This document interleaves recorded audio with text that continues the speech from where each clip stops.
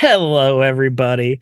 I am in a great mood right now because we're back to Marvel. It's only been a month, and because of one other reason, we just found out that Jeff was wrong about something and I was right. So it's going to be a great session.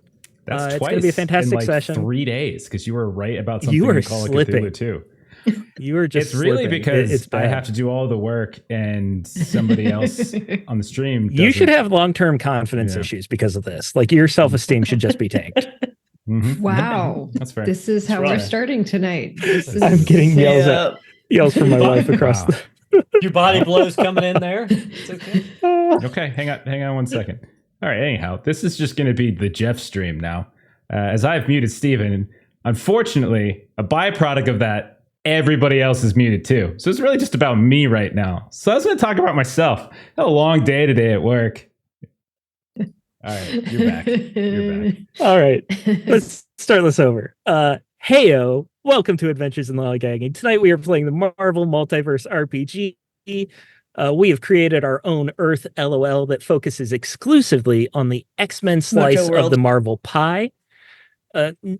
We crammed in Mojo World, technically part of the X-Men slice. Not really what I was planning on focusing on with this campaign, but has become a major focus of the campaign. Give them what they want, right? Our players have created their own original mutants. They're currently outlaws from the U.S. government and from the Mojo government now. Kipser, let's start with you. Who are you playing? What are your superpowers? I am playing Ashfall. She is the daughter of Richter and Shatterstar. She is from Mojo World and definitely not the leading force in us going to Mojo World maybe more than one time. Who could say? She is, I guess, planning on trying to help stop this thing at Madison Square Gardens. We'll and rescue the future and then travel back to the past. Madison Square Gardens, yes. That's exactly where we're going next. That's entirely the plan. Aaron, who are you playing? What are your superpowers? I am playing Jericho Wraith, the son of Kestrel and Silver Fox, a former member of Team X, a CIA Black Ops squad, and his powers revolve around space-time manipulation, teleportation, tachyon wave, energy manipulation, and temporal freezing. Was Team X actually CIA, or was it still part of the Canadian government, like Weapon X? No, Team X was CIA Black Ops squad back in the 60s and 70s, Vietnam, and a little bit after that. Melissa, who are you playing? What are your superpowers? So I am playing Ellen Humphreys, whose superhero nickname is Bijou, daughter of Mr. and Mrs. Humphreys. I get to make that joke one last time. She can get real small, run real fast, and she recently learned how to resize objects, resize others, and do micro-dimensional travel if all hell really breaks loose. Awesome. I believe that's everyone who didn't mute me, so let's just move right along. I'm joking, Jeff. Who are you playing? What are your superpowers?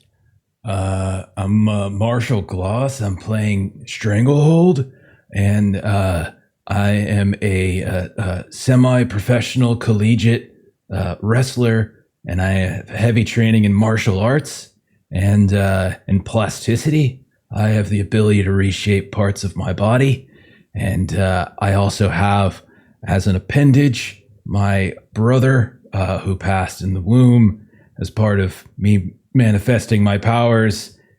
He hangs limply from my body and occasionally tries to take over and do bad things. And this is likely the finale of our X-Men series. So, Jeff, I think we can just say, who have you been using as your character art on the game? Oh, yeah. So Emilio Estevez from The Breakfast Club, as I regularly refer to him because he's a wrestler. And your twin's name is?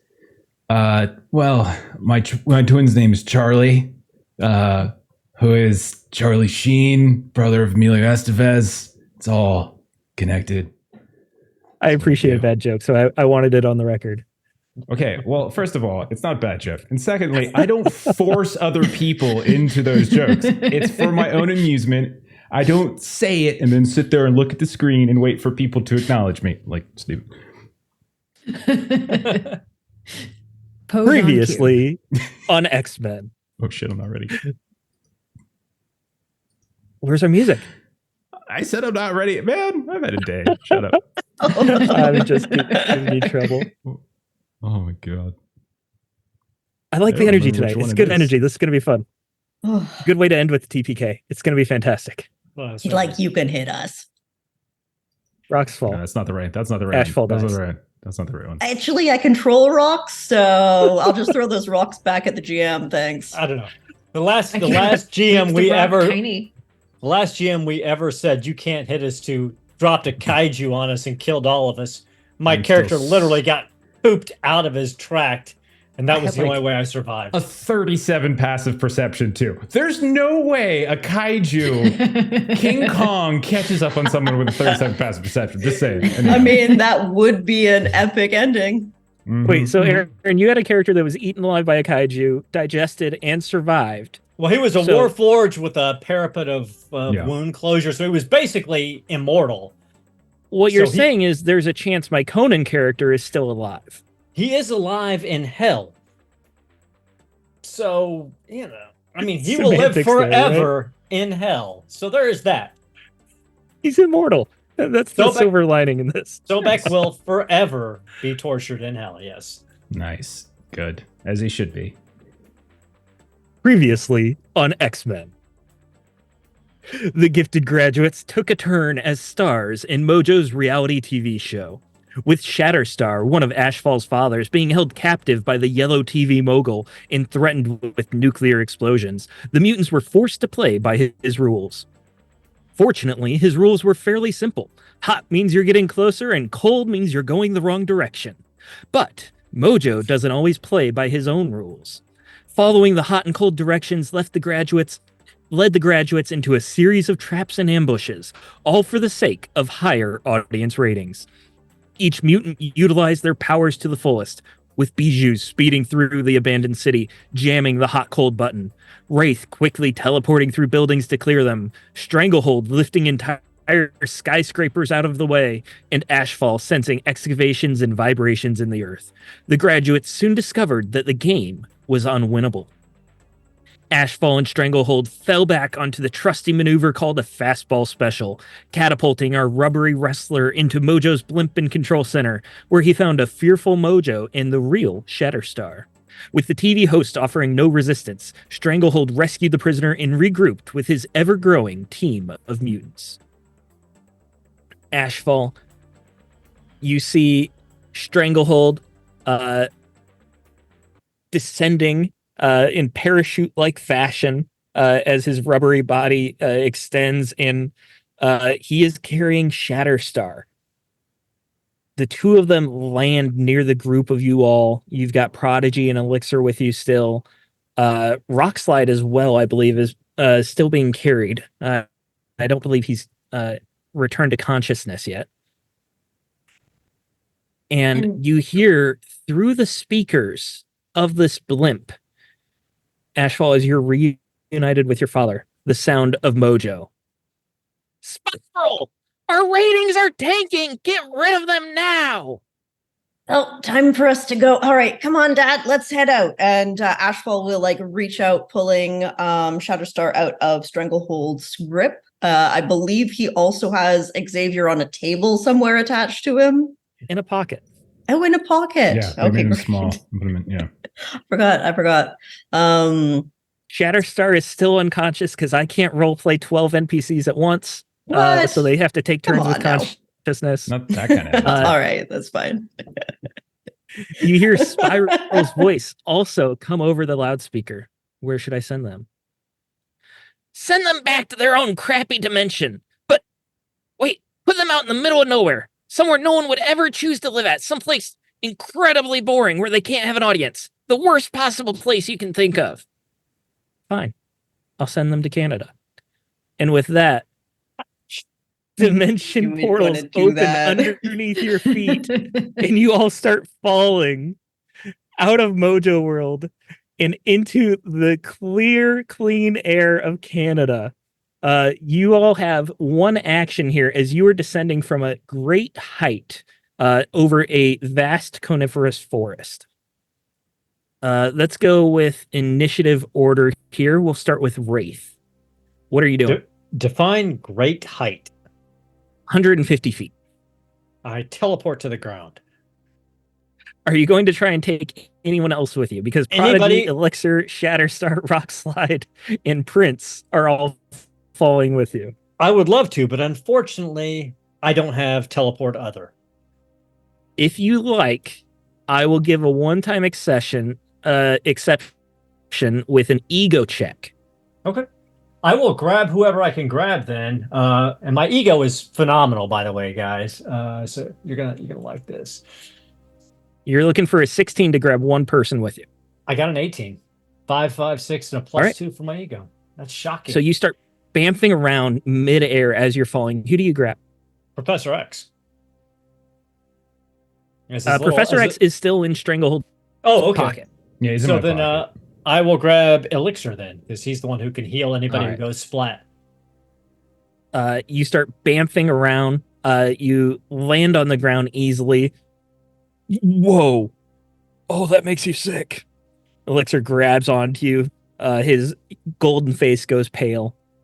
Vomit to the side and be ready. You're going to probably have to heal some people when they splat against the ground. Oh, God. Splat. Stranglehold. What are you doing as you're falling? How are you trying to survive this? Here's my thought. Arms, legs extend, creating an X, not unlike X-Men. And then I start spinning like I'm a propeller top to see if that'll slow me as I go down, because I don't actually have an ability that specifically targets slow fall or anything like that. I also don't think this is really going to hurt me all that bad, and I'll heal it up in like 5 seconds afterwards. But that's essentially what I'm doing. Is I'm a giant X, and I'm spinning round and round in the sky. All right. I want, we'll call this a might check as you're using your strength to spin in the sky. You have to hold this form, creating a sort of fan, a wind turbine. You say might, but what is that? Is that because there's no might in the game? Melee, sorry. It's all right. It's all right. Reading other rule systems this morning. How dare you? All right, that's a really bad roll. That's a 19, but I do get 19. I actually have an edge. Hang on. Let me go ahead. Just take care of that really fast. You don't need to roll that. You are strong enough to pull yourself into a spin, slow your descent, and you can also grab one person with you. Okay. Let's see. You took Elixir. So Wraith took Elixir. Yep. You got Ashfall Prince, has her Prodigy, father. Shatterstar, and Rockslide. Prince, Prodigy. Oh my God! You're gonna tell me I can't. You're gonna make me choose between Prodigy and Prince. I'm gonna make you kidding choose. Me? Hard choices here. It's really not. This is like the morally conflicting game that I've been setting up here. Prince. Prince has imprinted on me and I on him. Like that's crazy. Like no. You on him is accurate. Yes, that side of it. One-sided love. He likes one-sided romance. Okay. I mean, I saved your dad. You could probably be a little nicer to me, but that's cool. Stranglehold is spinning like a top with a shark riding his back, the two burly arms where fins used to be gripping his shoulders, a dry white tongue lopping around from side to side in the air. And you have a little bit more of a rougher landing simply because there are trees and branches and everything, but you just absorb the blows and you catch onto something and you slide. It's not as easy as just teleporting to the ground, but it's just minor cuts, scrapes, and bruises. All things considered, it's pretty good. Ashfall. Shatterstar is falling right next to you. Prodigy and Rockslide are falling as well. What are you doing? No problem. So what province or territory in Canada are we planning on landing in, Stephen? British Columbia. I don't know. You wouldn't know. No, but you should know as the GM what where our characters are ending locating at. Okay, so Undisclosed BC. location. So we've got rivers, we've got the ocean, a few lakes. All right. Is there water or No, we're going to mountains? Alberta now. Okay. Well, then there's Banff, which is the most beautiful lake in Canada. Are we close to that one, or are we close to the dinosaur museum? Dinosaur Museum. Definitely closer to that. I shouldn't have given you the option. Okay, so our Calgary area. Is there any body of water close by? High or low? High. There is. There is a small lake nearby. Excellent. So for 15 focus, I can create a dimensional portal, but it just is a location in a dimension that I know, which I can see the water over there. So in theory, for 15, can I just create a portal in the air for all of us that are still in the air to go through and then go into the water for? In theory, yes. I want an ego check for this because you're Fair. all coming from different directions, and you've got to be able to control this power here. I was actually hoping Stranglehold would pull people together. I saved your dad. My God. Did you see the beginning of Power Rangers? All the different colors that come in together. I know, right? All right, so that is a 22 ego check. 22. All right. I'll let you grab 2 people. Ooh. Bijou, do you have a plan? Yeah. Okay. Then I will grab, obviously, my dad and Prodigy or Rockfall. I'm sorry, Rockfall. I just don't know you as well. Also, I know your abilities, which means that when you splatter, you just reform with the rocks around you. So I'll grab Prodigy. Yeah. Are you even an X-Men fan? I'm grabbing Prodigy and Shatterstar. Thank you. My wife just yelled out, "You're the worst." Yes, I agree with your wife. Your wife is a great person. I'm going to put holes in your boat and wonder where you sleep. All right, so that leaves us with Bijou and Rock Slide falling through the air. What are you doing, Bijou? I don't actually have a really good plan for this. My plan You have is the heaviest that one. I was imagining that Stranglehold was going to do something in which he would like kind of grab onto trees and sort of like stretch his arms and legs a little bit, which would make a little bit. We were like all depending on him, and he just let us all I think down. there's just Well, no, stop I'm playing gonna- my character. I'm playing my gonna character. jump. I want to play my character.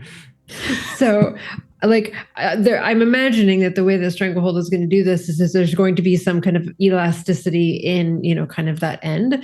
And so she's just like aiming for sort of like the, you know, kind of like the, you know, mattress on the ground, like fireman catch net thingy. She's That is a great idea, It except was really Stranglehold nice hasn't knowing done you, that. Bijou. But it's going to be fine because I will just use my shrinking dodge as I fall to just like shrink and roll. So that it'll just be kind of like a downhill roll kind of a thing. Of course, if you shrank small enough and you were falling directly over Stranglehold, with his fanning action, you would actually get a buffer of air above you that would slow your fall, your There you go. rate of fall. Do we have any just physics science. expert Physics, in the chat? baby. Yeah, he's right. It's- No, I mean, we we're- have one right. You know, I mean, not you, on the opposite side of Steven. Sorry.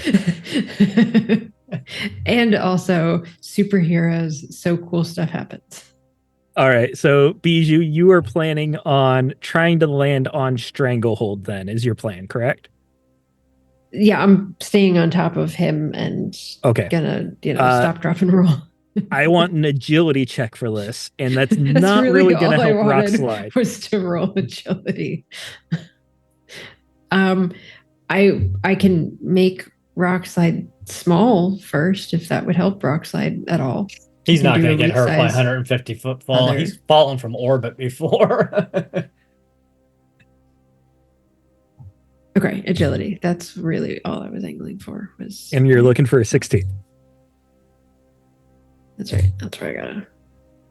Well, So it's a fantastic, but I got a bunch of ones. So I'm gonna re-roll. one of Fantastic those, 'cause I only success have or 15. fantastic failure? Failure. The Cool. second one. Do you have an edge? 15. Do you have anything that lets you reroll? Do we have any dice from the lovely audience? Yeah. We have lots of audience dice. Yeah, but those don't get used after the roll. They get used before. All right, this is our first fantastic failure. Oh my goodness, it only took us 12 sessions to get here. All right. How do we want to do this? Bijou, your aim is perfect. It's impeccable. You shrink, you start going towards Stranglehold. Stranglehold is grabbing trees and branches as he falls down. He's got Prince on his back. Prince is looking up at you, tongue hanging out, mouth wide open. And you land straight into Prince's mouth as you shrunk, going right down the gullet. There's not even a gulp, not even a swallow. It was just perfect aim. You are now in a shark's stomach. I want a vigilance check from Stranglehold to see if you notice this. Really? Okay. You're gonna test my vigilance. I think this might be the only time I've ever rolled vigilance. This is exciting. Time for another fantastic failure. That is 18 on my roll. Ooh. I'm checking to see if I have anything that can give me that has vigilance edges, because I've not used this before, or I don't think I've actually rolled one of these before. No, I don't have any. So yeah, 18. All right. You don't actually realize that Bijou was falling on top of you, but you make it to the ground and Prince is just surprisingly choking. Sharks don't have gag reflexes as far as you know. You've never seen him choke before. You've seen him eat some questionable things, you know, swallowing entire boots whole. Apparently his evolution is continuing and he's developed a gag reflex. One arm extends around one arm extends around the other. I'm going to do the old-fashioned Heimlich, even though I know it's outdated. I'm going to do the old-fashioned Heimlich. I'm going to wrap both arms around each other, tie them into a little knot in the front, and I'm just going over and over. Like, it's okay, buddy. Did you get like a bug or something on the way down? It's all right. Come on. Just breathe. Stay with me. You hear a grunt and a groan with every heave, and it takes a bit, and he's still choking, and the gray shark is turning a shade of blue before finally hacks up bile. A boot comes out, a license plate comes out, all sorts of junk is flowing out of him, and then you see an unconscious Bijou rolling out onto the ground, splat. Oh. Okay. Is she like full shape or is she tiny? Still action figure sized. Okay, so he'll pick up Elixir. Can you patch her up? He just kind of shakes her out a little bit. He shakes her a bit to get all the bile. What? You all right? Ooh, I feel sick, bro. No, I know. It's like I ate a bad post-workout shake. There's no such thing as a bad post-workout shake, bro. God. I think it was the almond milk, dude. I think it went bad. Almond milk doesn't go bad, man. You can drink that stuff forever, right? Right? Oh. Anyhow, Bijou, she fell into Prince's mouth. Still vomiting, still puking. Elixir doubles over, puts out a hand, and just taps Bijou, almost like kind of gently slaps her. She dangles a little bit in your hand. And then with a few coughs and some deep breaths, Bijou returns to consciousness. Wakey. Oh. And she just like sees this like really big face in front of her. And she just sort of is like, and like goes back to full size. Ah, jeez. Give a guy a warning, man. Oh, sorry. I don't know what happened. I was falling and last thing I saw was like teeth. Prince ate you. Oh. It was an accident. Yeah. He's very sorry, right? Aren't you, Prince? Oh, he smells. Oh my God, he can talk. Oh my god, he can talk. Oh my god. Oh, okay. Okay, don't get too excited. Don't get too excited. It's okay. Keep trying, buddy. It does You sound got like it. he's trying to form sounds. Good job. Good job, man. Good, absolutely. Well done. Okay, we're all okay. Where is everybody? You see or feel vibrations and a rumble and look over towards the lake, and a new island is getting pushed up and formed as Prodigy, Ashfall, and Shatterstar rise from the water on land. Whoa. The three of them come towards you. Wraith, you're with the group as well. You were with Elixir. And you regroup here in the foresty moon of Canada. What's your plan? It's like a movie where it just says on the bottom somewhere in Canada. Somewhere. Well, technically, I know where we are. We're just outside of Calgary near the Dinosaur Museum. Somewhere. All right. Somewhere. Question. When Mojo sent us back, did he send us back to like our world and our time? Or did he send us back to just like our world, but where we were before we went to Ooh. Mojo World? Well, Bro, that's a that good is question. deep. Thank you. Thank you. bro. Mojo World is a bit complicated because there's like, even though, okay, so we're on, this is our Earth, right? Probably. Okay. You lost me. Okay. There can be many of this Earth. There can be other dimensions. What I do when I jump to Mojo World, that's crossing dimensions, right? So there can Okay. be many Earths, but Mojo World exists in singularity. So it can be on any other world. At probably time is a bit wonky, but you know. Well, it Can sounds be. like we need to go find a diner or a convenience store and look at a paper and figure out Yeah. when we are, as well as exactly where we are. Well, good idea. I think this might be an area that you're slightly familiar with, Jericho, maybe?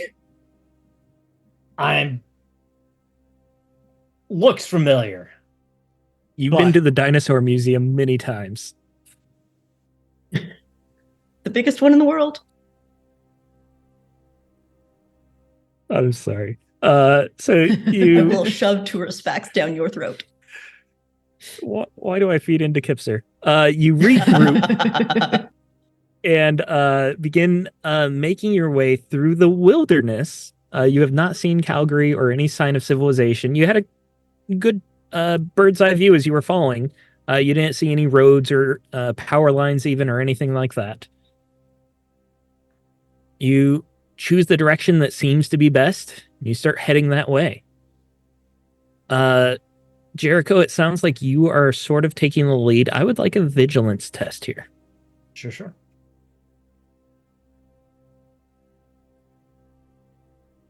19. 19. You were taught basics of survival, wilderness survival, that kind of thing. It wasn't necessarily your main focus, especially with, you had a lot of high-tech gear and vehicles available to you, but it's in everyone's basic training. And you're able to navigate the wilderness fairly well. None of this is very thickly forested. It's easy enough to travel through. You choose the best route you think is possible, and you continue going for a good distance, several hours of just hiking. Not much elevation change, just a flat trip through the woods till you finally do find something. It is man-made, not necessarily the civilization you hoped for, though. You find a chain link fence in the shape of a small square. Each side is about 40 feet long. And inside this fenced area, you see several ventilation shafts. They look to be like industrial vents. And Jericho, I also want a logic test from you here. This Uh-oh. one is not going to do so well. This is not going to be a hard test, though. You only need a 12. Take audience edge. Take audience edge. Yes, take. All right, give me Last- an audience dice. It probably isn't going to help me, but we'll give it a shot. Okay. I got a 12 with a Marvel dice, and I didn't even use my reroll yet. I'll reroll this one. Nice. I got a 12. Uh, You're at the same Let me give you a description here. You think of how you would like this fantastic success to be. You said you got a marble, right? Yep. Yeah.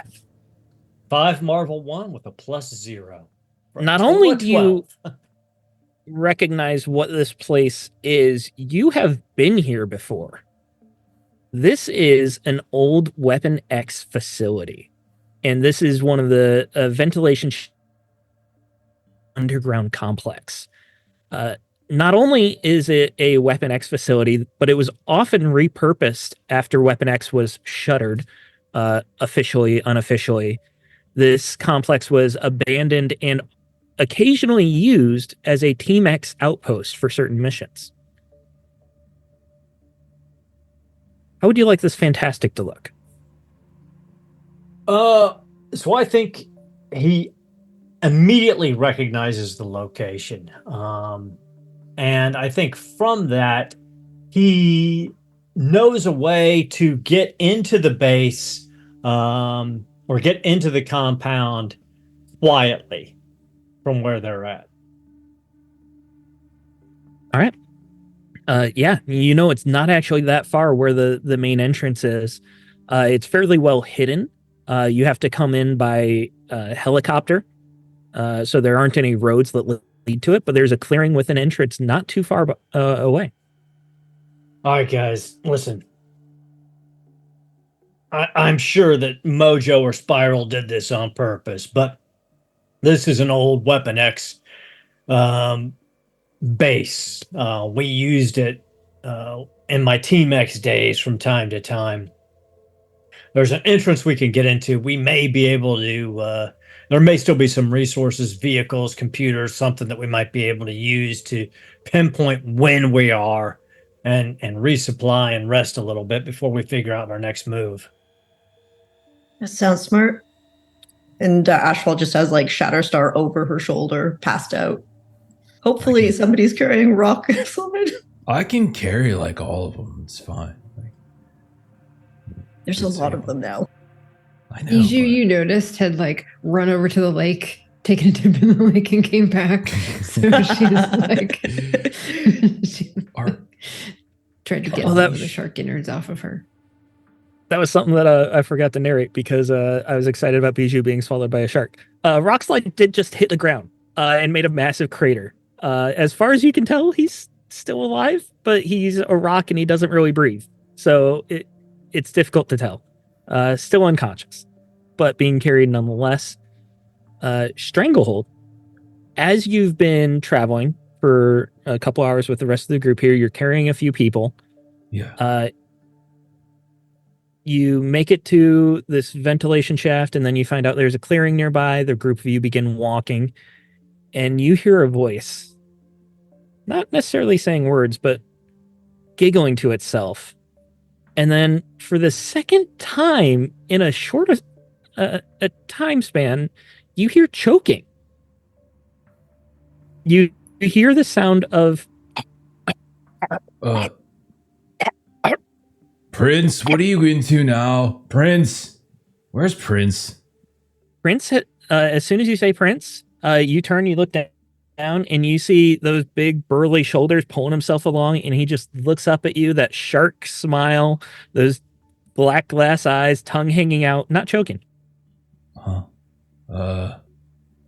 Do you guys hear that?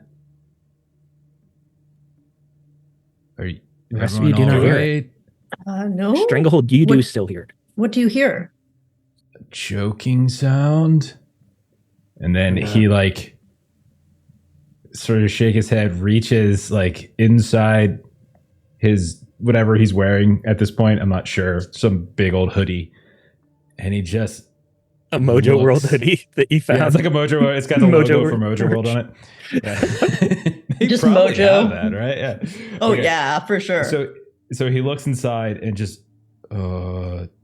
And you see Charlie with his hands that he normally can't control, exhibiting some control in like pushing something into his mouth. Leave it. And he's going to reach his hand down and try to see what Charlie's trying to eat. You reach your hand down and you pull out a doll. No.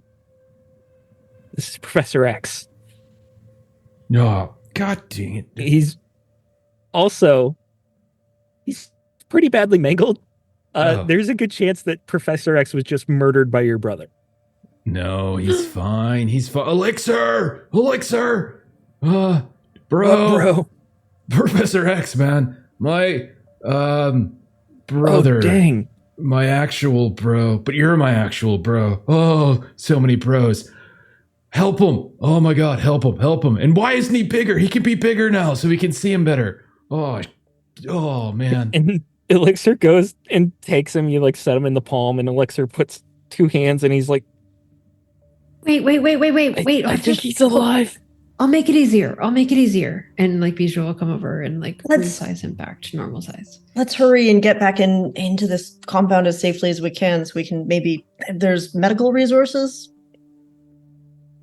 We've got Elixir. He is a medical resource. Elixir can't heal him. I don't think there's anything in this world that can heal him, but That's fair. Bro, that's awesome. Oh, crap. I'm working. And Professor X is now full size on the ground.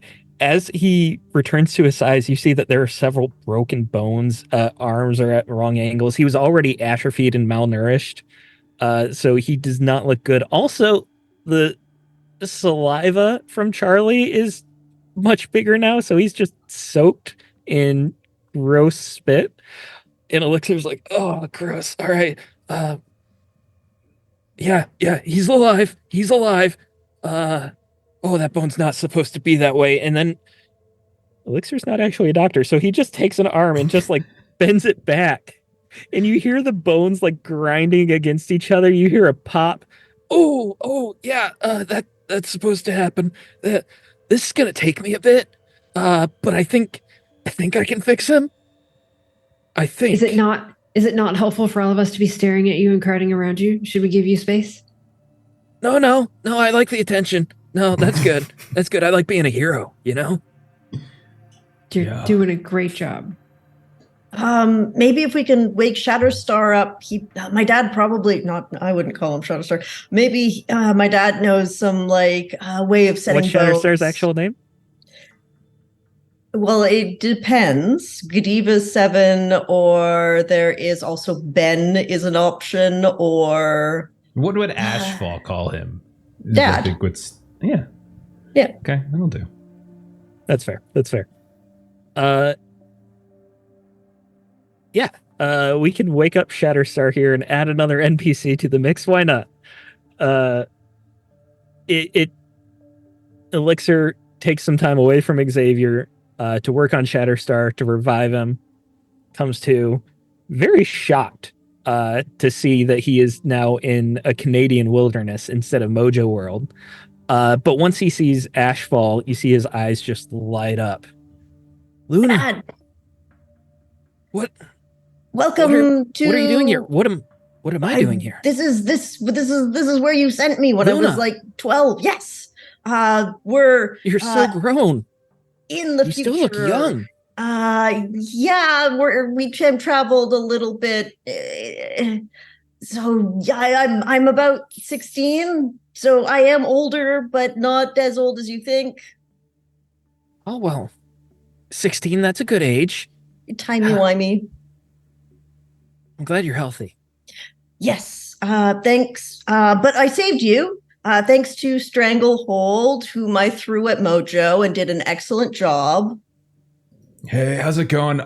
Nice to meet you. My twin is acting up, but I'm sure we'll talk later. Stop eating things. Dad, we've got an emergency. You see, that's Professor X. I don't know if you've ever met him in this timeline. You know how to set bones, right?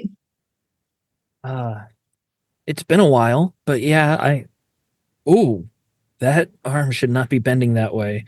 Okay, Yeah, I'll try to help. You have to tell me a bit more about what's going on later, because that was a very brief description of a lot of details. Yeah, bad situation. We'll do that for sure. When we have a breath, we probably also need to get into this facility now-ish too. All right, so Shatterstar and Elixir are working on Xavier. I think it's fair to say that a couple of you would scout ahead because you know the entrance is not much further. You really are right at it now. And what is your approach here? Like, what kind of methodology? Are you trying to be stealthy? Are you trying to just walk up? Jericho would be doing his best to be as stealthy as possible. He wants to get a lay of the entrance first to see if there's still electronic security, if there's physical security, if there's personnel who are manning it, or if it looks abandoned. All right, so I would like a stealth check. Then we will call that agility. Is anyone else going with Wraith? Bijou would go. Bijou, are you staying full size? If so, I want a stealth check for you as well. No. If we're if anything involves stealth, Bijou just shrinks down and goes into the pocket. All right. I think it's safe to say it's an auto success then. If you're that small, no one's going to be able to spot you in a forest. Wraith, how'd you do? 22. 22, easily. So the two of you creep up. One of you smaller and faster than the other, but the other one knows the area and is moving very purposefully, occasionally teleporting quietly as you do to stay out of clearings and lines of sight. You find activity actually at this entrance. You see a group of soldiers moving cargo out of the entrance. They're pushing a dolly out of these wide steel double doors. And honestly, from the outside, it almost looks like a cellar entrance. It's nothing extravagant. It really is just a ramp down. It's not even large enough for a large vehicle to go through. You could get like a golf cart in there, and that's about it. How many? There how is many a people? helicopter as well in a clearing nearby, cargo-sized helicopter, and you probably see about a half dozen people between the ones pushing the cargo out of the ramp, and then one or two standing near the helicopter, and then one or two moving back and forth. So What about 6 people. are they wearing uniforms? They are wearing uniforms. Nondescript, you don't see any patches or anything like that. If you'd like, you can give me a logic check, both of you. I will give you an edge, Wraith, since you're more familiar with this. Okay. Ooh, I got a 17. Fantastic. Success. Ooh. Be better than mine, that's for sure. Even with the edge. With the edge, I got an 11. 11. Okay. Yeah. I like how I'm I like told you. peeking up out of your pocket. The basics here, Jericho, is that they're wearing some sort of military uniform. However, looking closely at it, it's not an official uniform of any government. Bijou, with your fantastic success, I'm going to say that you actually, you don't know much about uniforms. You're a regular teenage girl. Mm-hmm. So they just look like military. However, one of those faces actually looks incredibly familiar to you. And you don't really understand why, but as you're watching, the guy turns a certain way, and then you remember exactly where you saw this face from. One of the broadcasts recently from Reverend Striker's crusade, the leading up to the crusade, you have seen that he has always had a team of bodyguards, usually wearing suits. But this guy, he sticks out because he's got a scar that goes across one eye and then another scar that goes across the mouth. And he's normally wearing like the suit, like the Secret service type style outfit, but you just recognize that face. This is one of Striker's bodyguards. Nice. And I did pick up fresh eyes at some point, so maybe that works. It's like her trait. Absolutely. And so she'll just sort of kind of crawl up on Wraith's shoulder. And so she's just sort of like whispering in his ear, like, there's the guy with the scar on the face from the commercials. Oh, The bodyguard. one of Striker's men? Yeah. If he's here, we might actually have an opportunity to shut this all down and get back. No wonder Mojo sent us here. He's probably still filming the whole goddamn thing with some invisible cameras. Can you quickly run back and tell the rest of the team and get them ready? If we can get in here, we might be able to stop this here and now. See ya. She just jumps off and runs. You don't even hear Now- her take off. The tiny little Bijou is just gone in a second. It should say goodbye. So quick question. We were trying to ascertain time. So if I'd seen that face on TV, did that face seem roughly the same age or older or younger? That's a good question. You would not see a noticeable difference one way or another. He looks to be roughly the same age. You aren't intimately familiar with him, but with your fantastic success, you got a good look at him. You've got the fresh eyes. You would say that you're roughly around the same time, give or take a year. Okay. Doesn't look like 10 years younger or something like obvious. Same sort of haircut, same hair color. The lines in his face look to be about the same. As far as you can tell, you're pretty much around the same time. Okay. And probably in about the time it took for us to have that conversation, I'm back in full size and updating everyone Absolutely else with what we saw. Bijou, what's going on? So there's a helicopter and people in uniform, but not like military uniform, like other kind of uniform. And one of the guys is one of the guys that was on the commercials, the ads for Striker's crusade thing. So Striker might be here. And I think I couldn't quite tell. I think it's kind of the same. It didn't look like he was really, really younger or really, really older. So maybe we're in kind of the same time that we were. Okay, that's good. We're not jumping more time. Geez, all right. I mean, all I can do is suggest we punch him hard, but yeah. Okay. We should go back and meet up with Wraith. Yeah. Okay. Let's go. Let's sneak up there with him. Luna, who is Striker? Dad, can you just okay, so he's like evil human incarnate who took over this earth plane dimension. And he's got like a whole mega church thing going on with anti-mutant sentiment. So he's like a person we want to punch in the dick. He's like, asking to be punched in the dick. That's who he is. Right? You guys would agree? Punch him in the dick? I mean, that's kind of. I mean, I'm gonna punch him, but that's kind of like. No? That's not cool, The face? Punch him in the face? No, yeah. Face is cool. Just all sorts of punching and other misery. Yeah.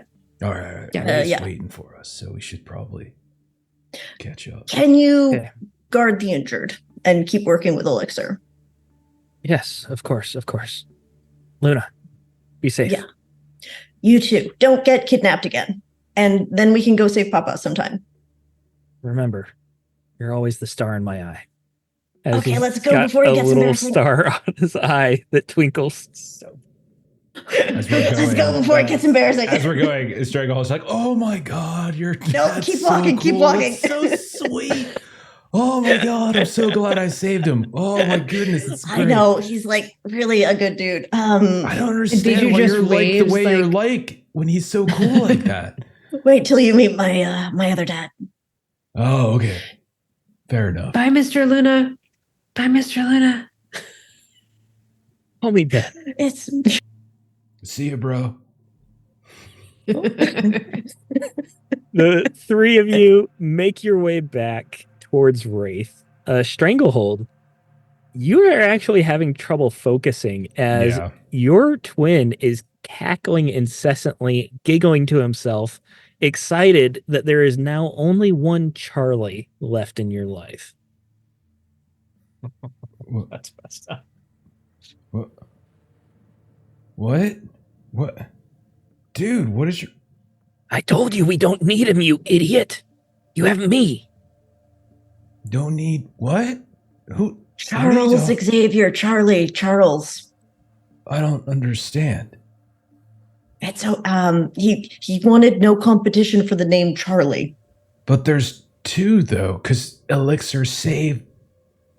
well, I mean, I don't call him Charles. That would be presumptuous, like he's Professor X. He's dead now. I ate He's him. not... No, you didn't eat him. You bit him a bunch. But then my real bro fixed him. So, nice try. Think As you're if an setting idiot like you would know whether he's dead or alive. He wasn't worth it. He held us back. No, man. You need me. No, I most certainly don't. No, you're crazy, man. Like, you're crazy. Like, I would share with you, but you want every time you take control, it's like, do this bad thing, do that bad thing. Man, maybe stop doing bad things and you could stay longer. Give me an ego check with trouble. Ego check. Hey, Raiders. Welcome to the channel. We are playing Awesome. Marvel Multiverse. Hey, good audience. We're dealing with a lot of family drama right now. Last episode. It's our finale. Yep. We're wrapping things up. Ashfall's father is here taking care of Professor X. Stranglehold's twin is trying to kill Professor X. Good times. 15. 15. Nothing fancy. Just straight 15.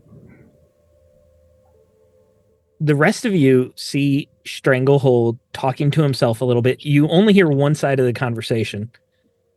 And then for when he says that final bit, you see him strain and struggle and then come back up, and his eyes are the jet black like Prince's.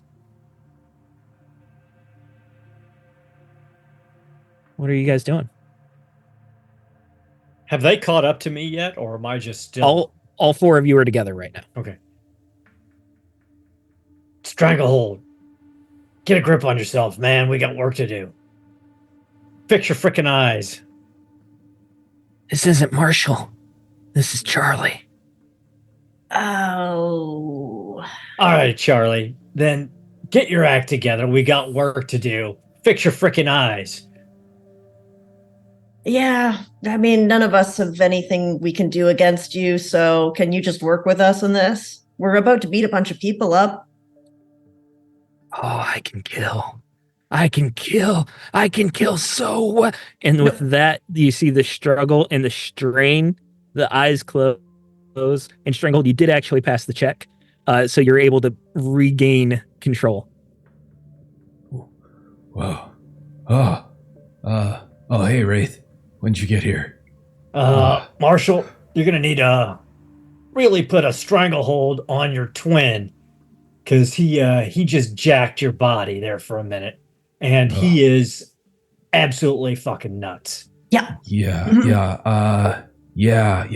He's been tapping away, you know? It's like when you're sleeping and you can hear the faucet and the water just tap, and it just won't stop. And he's it's like, it's not a lot, but like it's just lost so damn long. And yeah, I'm fine. We're cool now. We're cool. It's I was fine. going to smack you and see if you came back, but you came back on your own, so I didn't have to smack you. But I was going to just to see if it would work. Right. I wouldn't Would it do work? that next time. He could. I mean, you guys slap me weren't doing back. anything, so I thought somebody had to do something. That's fair. Interesting approach. Listen, we've got 6 hostiles, we've got a helicopter to ground, and we've got a compound to infiltrate. So let's execute this plan. Get Stryker, put him down, and get home. We just need to ground the helicopter. We don't Yeah, want to we keep might it? need. Okay. Well, no, Oh. don't destroy it. We may Okay. need to leave in it, but we Okay, don't want I won't them throw it leaving then. in it. All right. Yeah, don't throw. Don't throw. Okay. If we Aaron is survive such this a good stranglehold, player. He knows we're at the finale. We got to get to the boss. Good Mhm. man. Good man. if we Uh, survive this stranglehold, we should teach you some Buddhist meditation techniques. I think that'd really help. I have an iron will, okay? Like I've been learning from Professor X. Like whenever anyone tries to take over my mind, it's like they have trouble doing so because that's like how powerful my mind has become. Just so you know. That's good. That's good. It's really good. It was kind of scary when he was there. He didn't like him much. It'll be fine. We got stuff to do. Focus. We'll deal with that afterward. Okay. Stranglehold, after this episode, though, Charlie is quiet again. You feel like you've suppressed him. How long? Who knows? But at least he's not cackling anymore. He's not quite as distracting as he was before. Is he moving when I look?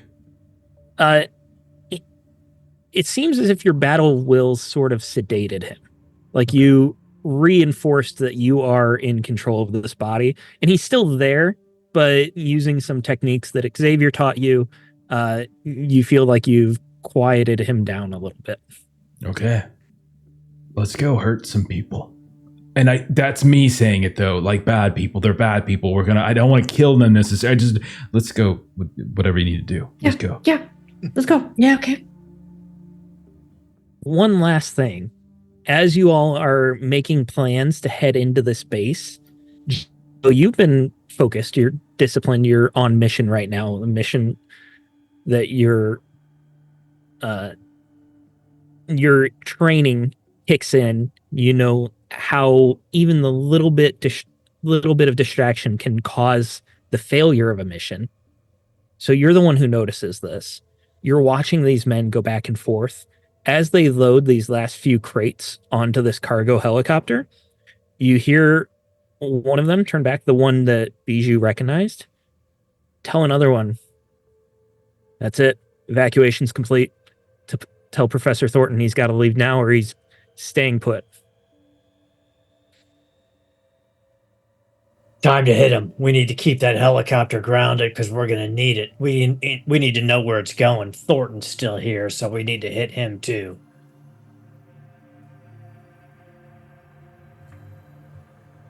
So like we're What's the plan? gonna destroy the helicopter?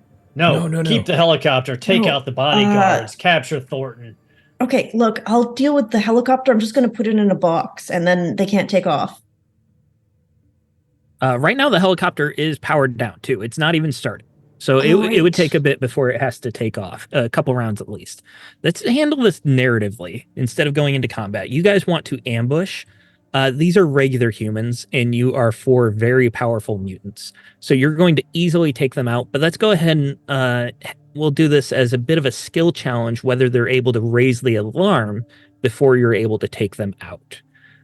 So let's go through initiative again. It makes sense with Wraith being the first one to go.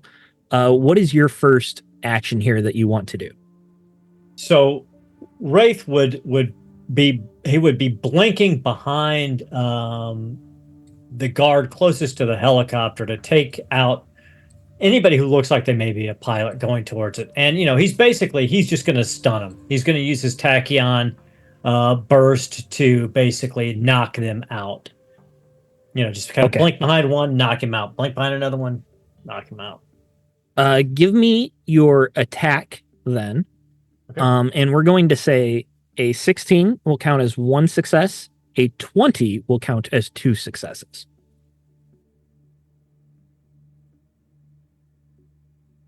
Why did that roll logic? Did I hit the wrong one?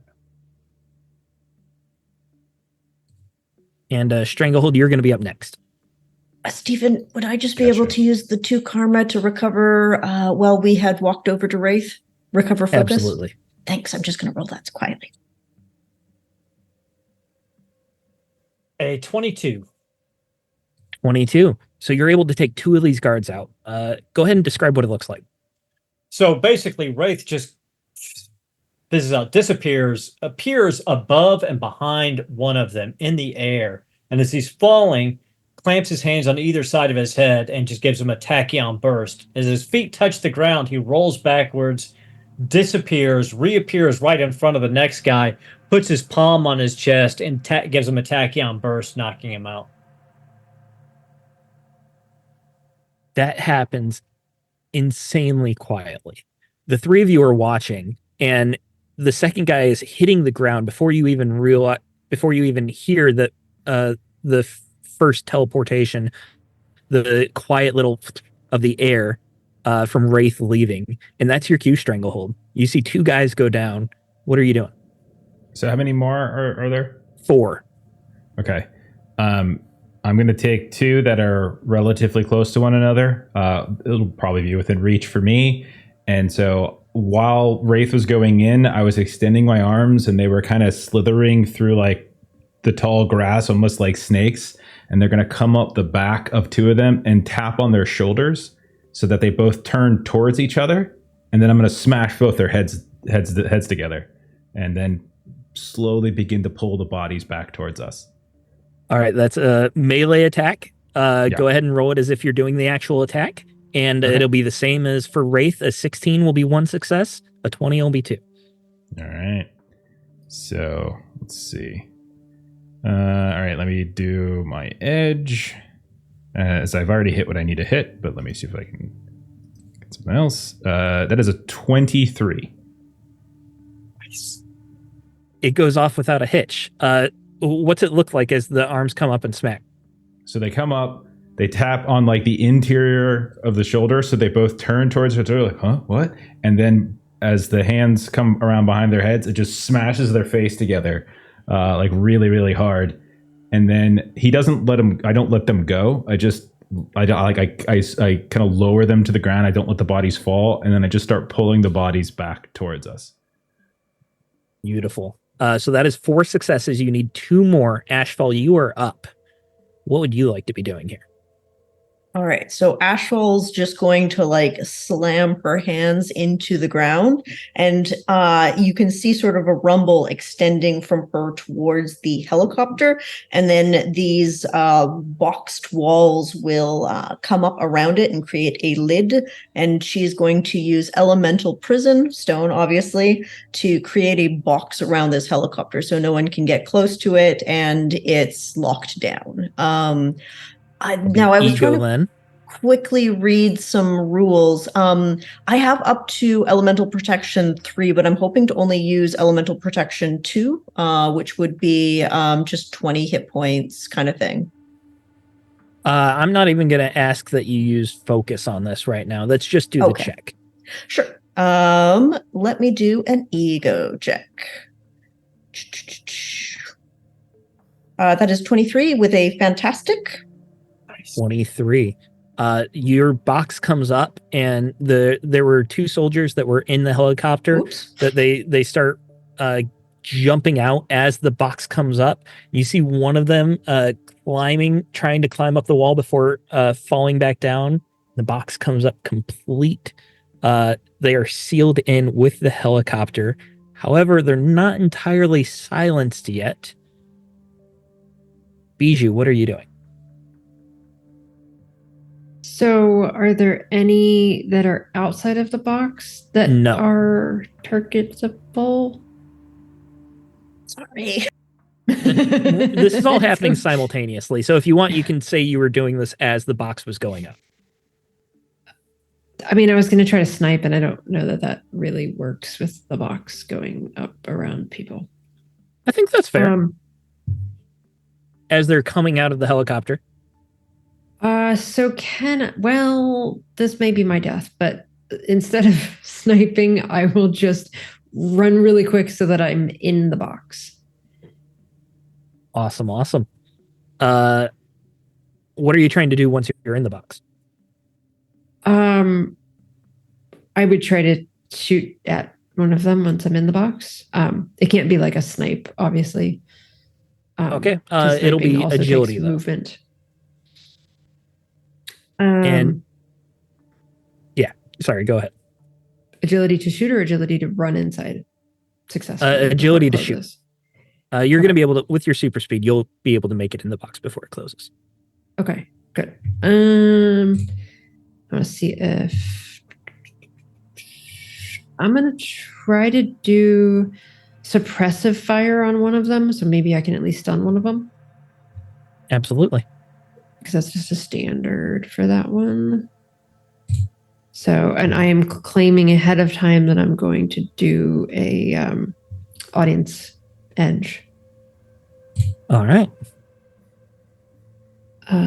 There's no damage reduction, right? No, we're not doing damage. 16 will be 1 success, 20 will be 2. We're just handling this fairly narratively. Okay. I got 16. 16. Okay. But that's actually 7 successes total. So, Bijou, you run up and you get in the box as it's closing, and you are able to stun one of them with your energy blast. Describe how that looks like. So she is like running, and then she just sort of jumps down. And as she does, she kind of clasps her necklace with her bracelet, and so you see just kind of the energy just kind of coming out, and it's kind of almost goes over one of them towards the other one. And so the one that kind of has to duck doesn't touch them or anything, and then the other one gets stunned. The one of them has to duck as the energy goes over their head, blasts into the person behind, who goes flying backwards, sprawling into the grass. Ashfall, though, this box is rising up as this happens, and this is on the far side of the helicopter where Bijou is blasting at least too. And one of your walls comes up. The guy that was down is clinging on to a wall as it comes up, and you're starting to build this box, but he is able to climb up over onto the ceiling. You got the narrative success here. Describe how you're taking this guy out with your powers. So just like he's put himself on a little pedestal, and as I have one hand up concentrating on the box, another one just behind me pulls a rock, and I throw it straight at him, ping, into the forehead, down. Falls on the other side of the wall, and you have taken out the 6 of these soldiers, and you have the box sealed perfectly. We'll say, Bijou, you were able to super speed out through the ceiling before it's closed off. But now the soldiers are down. There will be no alarm, and the helicopter is secured for you to come back without worry about anyone else leaving. What now? Now that we've got that handled, we need to move in and grab Thornton. Let's go. Yeah. Lead the way. You and Bijou, maybe, Wraith and Bijou maybe first, because you guys can maybe see things coming better than us. Sorry, Stranglehold, I'm putting you in a box with me. Like the What are you talking helicopter. about? I'm supremely vigilant. Okay. Well, then I guess we're good to go. I mean, I saved your dad, so. You did. Nobody I put Stranglehold in the corner. Trying to put him in a box. Wraith, you have been here before. You know this complex. It's a massive complex, but it's been progressively shuttered and shuttered. Parts of it have been shut down, mothballed, not used anymore. And you feel like if they were evacuating, you know exactly where the research offices would be. For someone like Professor Thornton, you feel fairly confident this is where they would be. In fact, you've seen him there before. You're able to guide the group. You don't have too much trouble with guards because, as you heard, it's being evacuated. There is one time, though, where you see shadows moving through the hallway. You're at a T intersection, and there are these halogen lights on the walls that just throw shadows on the far side. You see 2 shadows coming, eerily smoothly moving, as if they're levitating, bringing back to mind the Prime Sentinels that you fought before going to Mojo World. What are you doing? So are they definitely coming across our path, or can we pull back and It looks as if you could still go down into a room in this hallway or a side tunnel. some sort of way to hide. It looks like you're in this T intersection, and they are going to continue going down the T or turn towards you. So that's why I just whispered back to everybody. Let's pull back into that room. Let these primes go by. I'm going to want an agility from you, Wraith, and take an edge because of your teleportation. All right. It's 2 edges.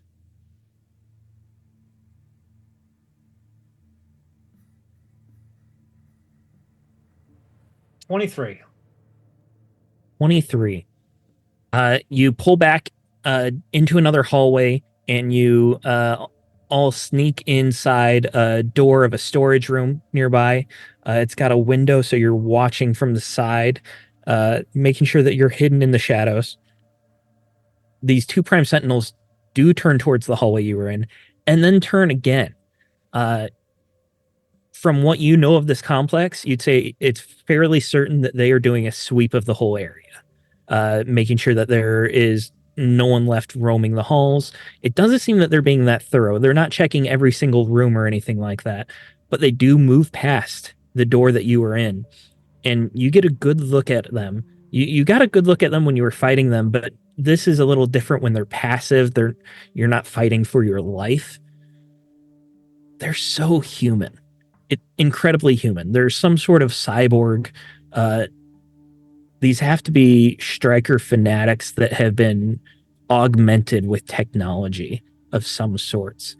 And it kind of scares you to the core that people are willing to give up their humanity to become defenders of humanity. Like, the logic of it just doesn't make sense that they give up who they are as a person in order to defend this cause. But they move past you, passive, in unerringly accurate in the way that they move. And after a few moments, you open the door, you continue down the pathway till you do find the offices, the research lab, and you see a man sitting at a desk, typing away at a laptop, his back to the door. You're looking in the window.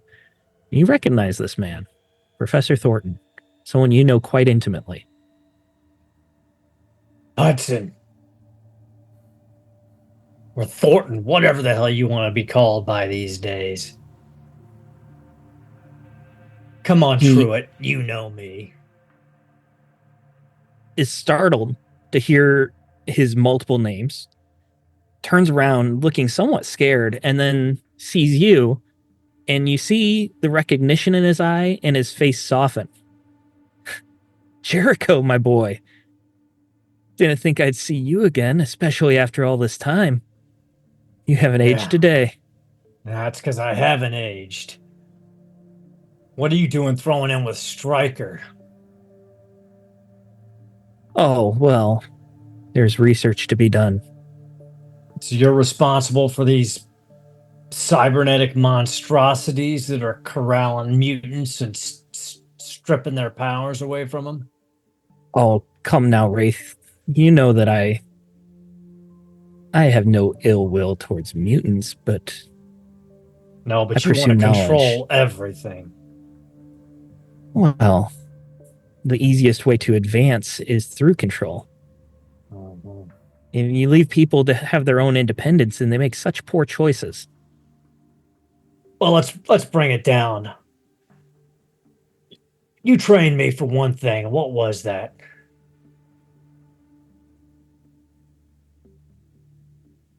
You want the truth? I want the truth.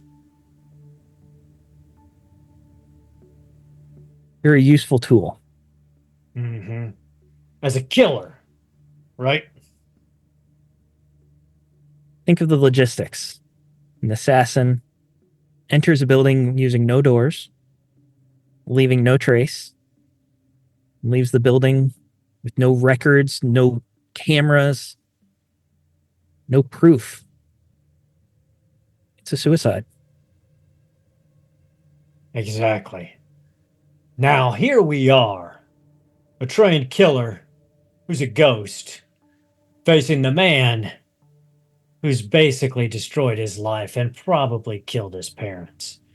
And the only thing keeping that man alive is information.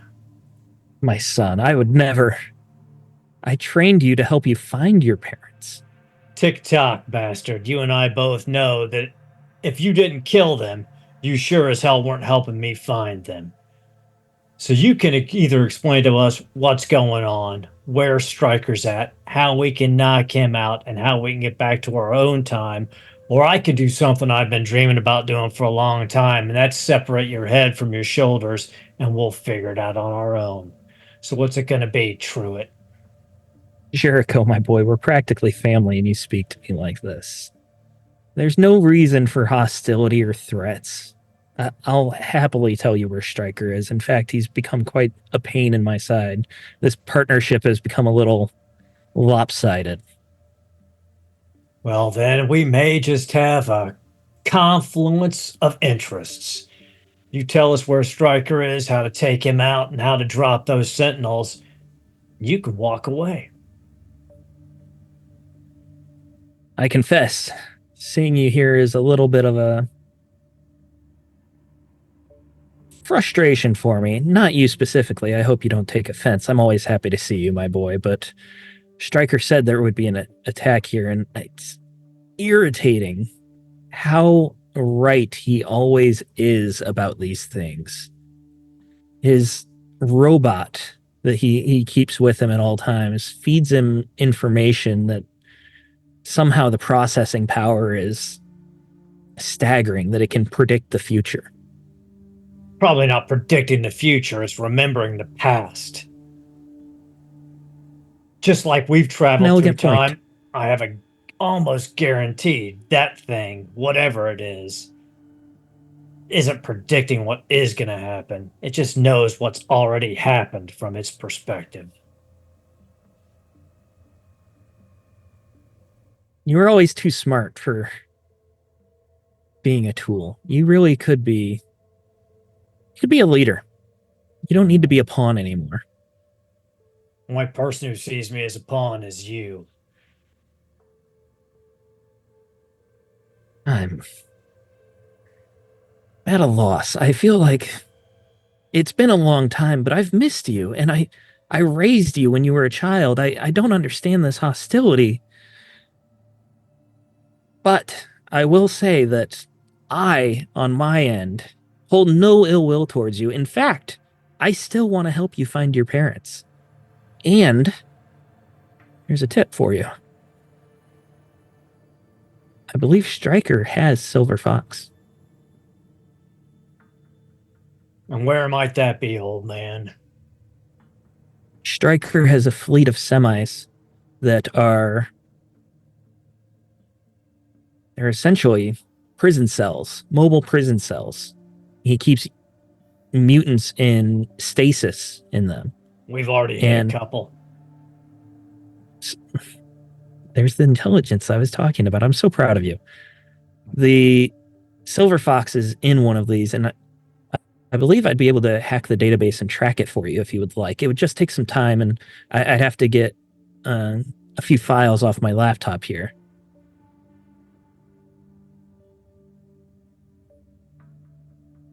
Ashfall, you're more computer savvy than I am.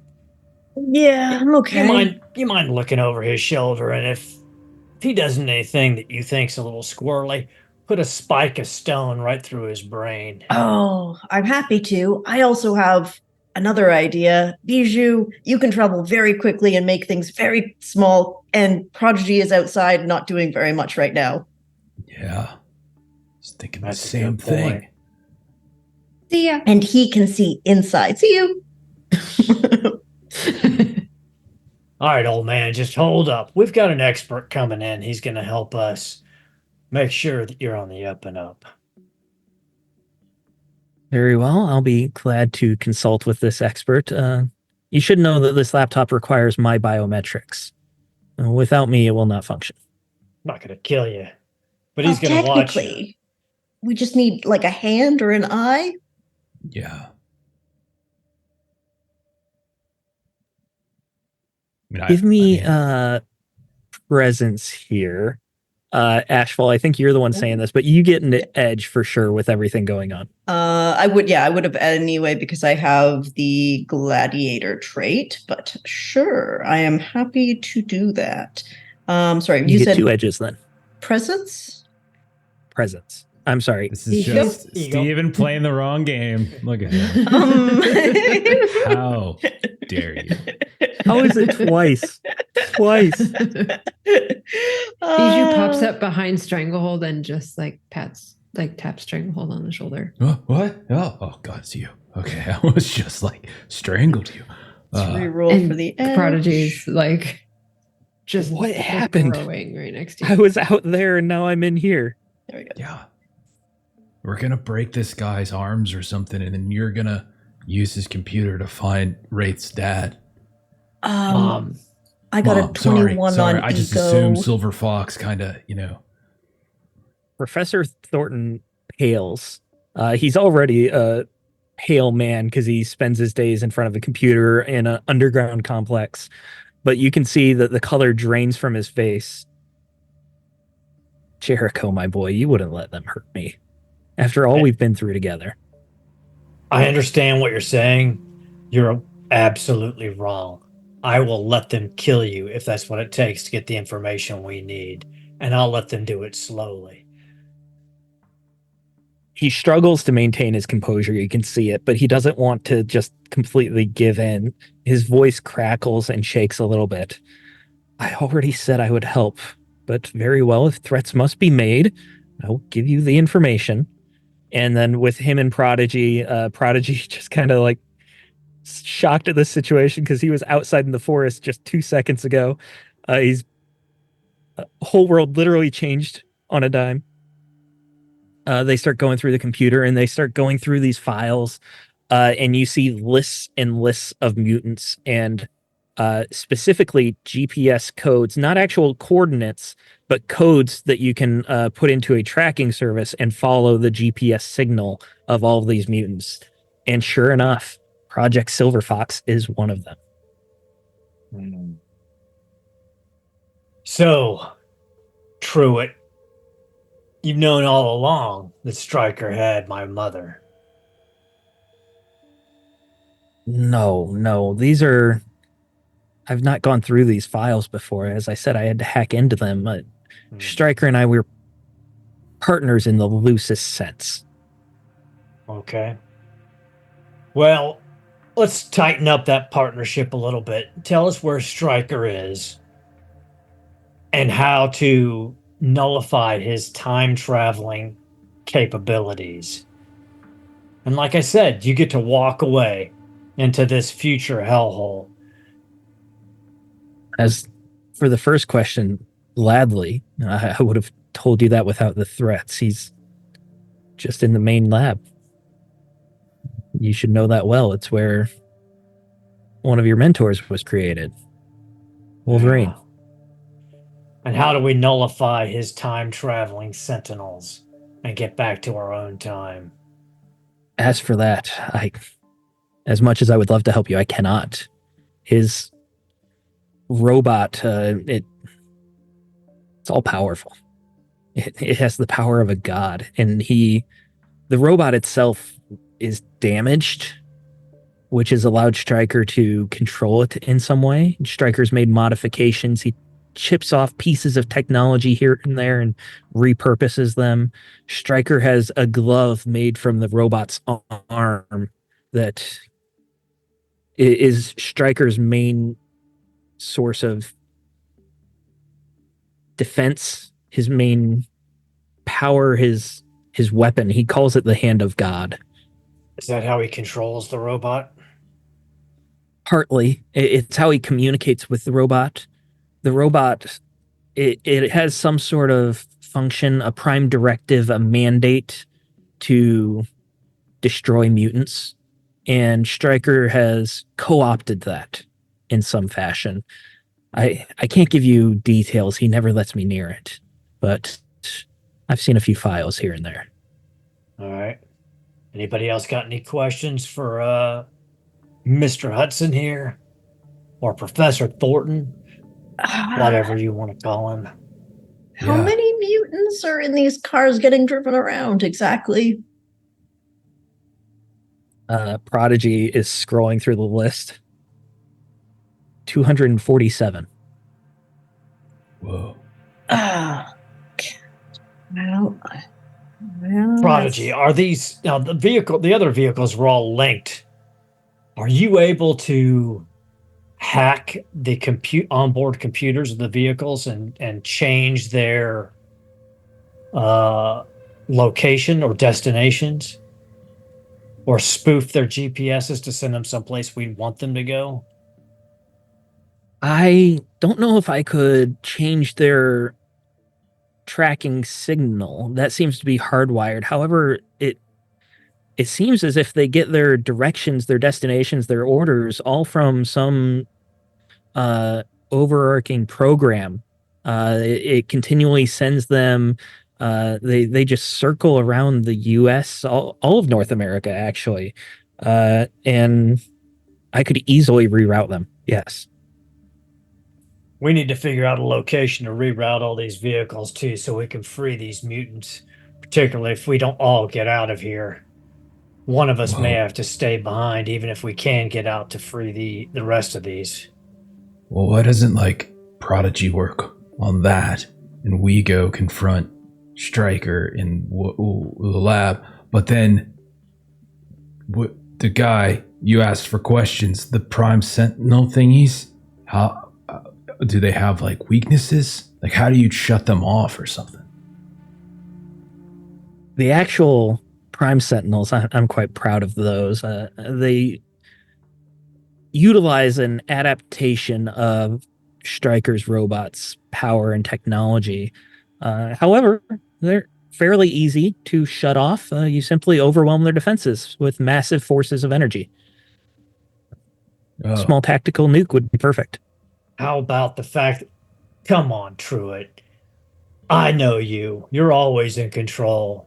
I also know for a fact you wouldn't let out anything you didn't have a kill switch embedded in.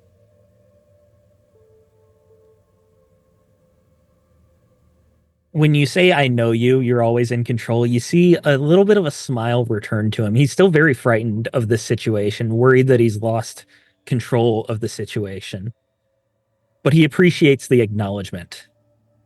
Very well. But I have your word that you will not let any harm fall upon me. You're not going to die. You're going to help me recover my mother after we deal with Stryker and his pet toy. Fair enough. We started this together and we'll finish it together. One My way boy, or give me the 1 other. second. And he takes the laptop away from Prodigy, starts typing. You see a program run, a loading bar, upload complete. It's done. All right. Ashfall, can you lock him in stone here for a little bit until we come back? I don't want you slipping off, old man, just on a lark. So you've got some options. I'll leave it up to you. Do you want him in a box, or do you want him like where he can't move in his own little stone with his head sticking out? Like, how much freedom are we giving him here? I can make him Nothing. tiny, and you can put him in a tiny box. Oh, you want to carry him That's- around? That's the answer right there. You said no harm. Then You're not gonna nothing get is harmed. Just hurting you. tiny. You're just going to And be so, like, small. She'll shrink and get big. Mm. See? He's Just like that. still Well, arguing as he's shrinking. When And Bijou was here's tiny, a little box. she was nearly eaten by Prince. And then when Professor X was tiny, he was nearly eaten by Charlie. So, I mean, most of the time when you go tiny, there's no harm, but it's not 100%. Well, yeah. Well, Okay, yeah. well- That's true. The tiny-fying part of it isn't the dangerous That's thing. harmless, It's who's yeah. around you when you're tiny. That Well, we've got him in a You little hear stone him box arguing now. and his voice gets higher pitched and higher pitched. Wait, Jericho, my son. What? Prodigy, here, you'll probably need the brain juice. You can eat his head if you want, but there you go. Just make sure I there's don't air eat holes in that heads, box. but thank you. All right, let's go finish this. Yeah, Yeah. I'm right behind you. You make your way through the complex. Again, Wraith, this is a place that you know fairly well, and you know that this main lab, it's called a lab, but it's not anything clean or It's just a concrete basement room with all sorts of scaffolding and piping and three very large concrete water tanks where you know that they were created with the idea of experimenting with adamantium on bone. You make your way into this main room. You enter onto the scaffolding, and on the far side, you see another raised platform. You're overlooking these three pools that still have water in them, and it seems that there's something pumping through them. There's steam rising from the water. On the other platform on the far side of the room, you see, waiting for you expectantly, Reverend Striker. He's wearing this very fine suit. He's got purple clerical garments over it with a large gold cross hanging from a necklace. And behind him, you see Nimrod, this large salmon colored sentinel. It's got very smooth paneling that the arms and legs are paneled as if they have human musculature. However, there is no external head. It's just the torso rises up a bit, and there's a bright pink face on there. The face of a cold, robotic creature. But he is in a T pose. He's actually nailed down onto, not nailed down, secured to a metal table in the shape of a cross. Very Christian-like cross. You can tell Stryker did this to emphasize that point. And there are panels missing from Nimrod in various places. And then there are crude cables that enter into these panels where you can tell your modern day technology, well, futuristic technology for you, still doesn't match up to the futuristic technology of Nimrod, where they're trying to control and communicate and adapt to. Nimrod is also missing from the right forearm. It's just entirely gone, and he's missing both legs. And some panels that are left, you actually see battle damage on those as well. Stryker, who is waiting for you, looking very fine, puts on a metallic salmon-colored glove, and you see it light up as the glove comes all the way to the elbow. Nimrod told me you would see Professor Thornton first, but I really did hope that you would want to see and talk with me first. Why would we want to talk to you? Well, I hoped that I could convince you one last time to put aside this foolish quest. The future is already written. It's been revealed to me by the messenger of God. There is nothing you can do to change it. I don't know if I believe that. Also, you have over 200 of our people in trucks, emancipated, driving around your country for your own benefit. Your people are an affront to God. I am using their unfortunate corruption to purify humanity. Are you guys really sure we can't punch him in the dick? Well, No, we were going to do the face, remember? Okay, fine. I don't know what to tell you, Stryker. You heard the kids. I guess it's just time to take off the kit gloves and get down to business. We're going back to our own time, and we're shutting down your whole program. Very well. Just as Peter denied Christ 3 times, thrice you have denied me. This is the way it will be. And he wiggles his fingers, and there is a ripple of energy that bursts from Nimrod as your surroundings change and transform. As this energy goes through, you are surprised to see that you are no longer underground. You are no longer in this Weapon X facility, and instead you are in this jungle-like forest. There's no trees. There are just massive ferns that are growing. And as you're looking around, you see bits of scaffolding and piping falling from where they were in the Weapon X facility, landing on the muddy ground. And then the thud, thud, thud as a massive creature lumbers past you. You look and you see a Triceratops rushing forward, and you hear a roar as a T-Rex rushes to meet it. And these two powerful animals collide in between the four of you and Reverend Striker and Nimrod still on his cross-like table. We are going into initiative here. Oh boy. New initiative or same one? Same one. Okay. It's not... They're not too far away from you. But we do have fantastic round to go through first, which we will be starting with Wraith here. Okay.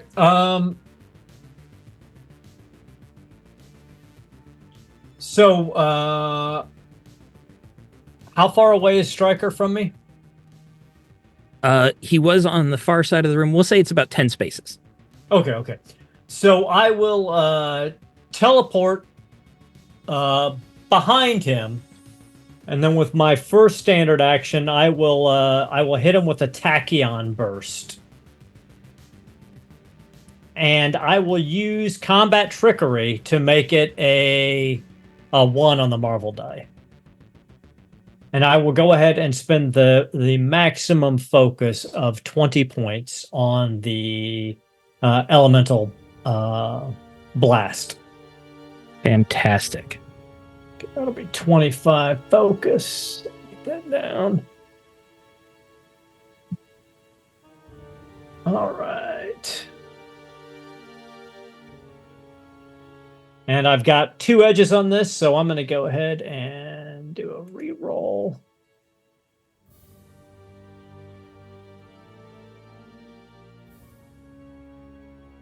So it's a 23.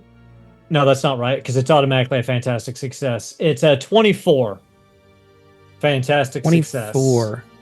success. Did not roll damage, though. That's agility defense, right? That On is Striker? correct. Yep. That is a success with a -1 damage reduction. Okay, so my multiplier is 7, so 6 times 6 is 36, plus 10 is 46, plus 10 for focus is 56, and since it was a fantastic success, it's times 2, 112 points of damage. Awesome. Huge hit. Even with... Does it Wow. look like it did anything? You see an elemental barrier come up from this glove, but it pierces through, just punches straight through and hits Striker right in the chest. Hits him hard in the chest. He's still up, though. But you did a serious hit to this human. So with my second standard action, I go ahead and hit him again.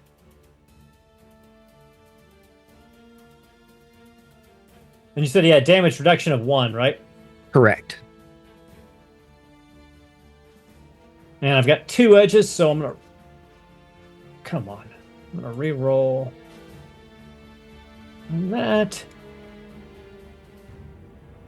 All right, 23 to hit. Is 23 a hit?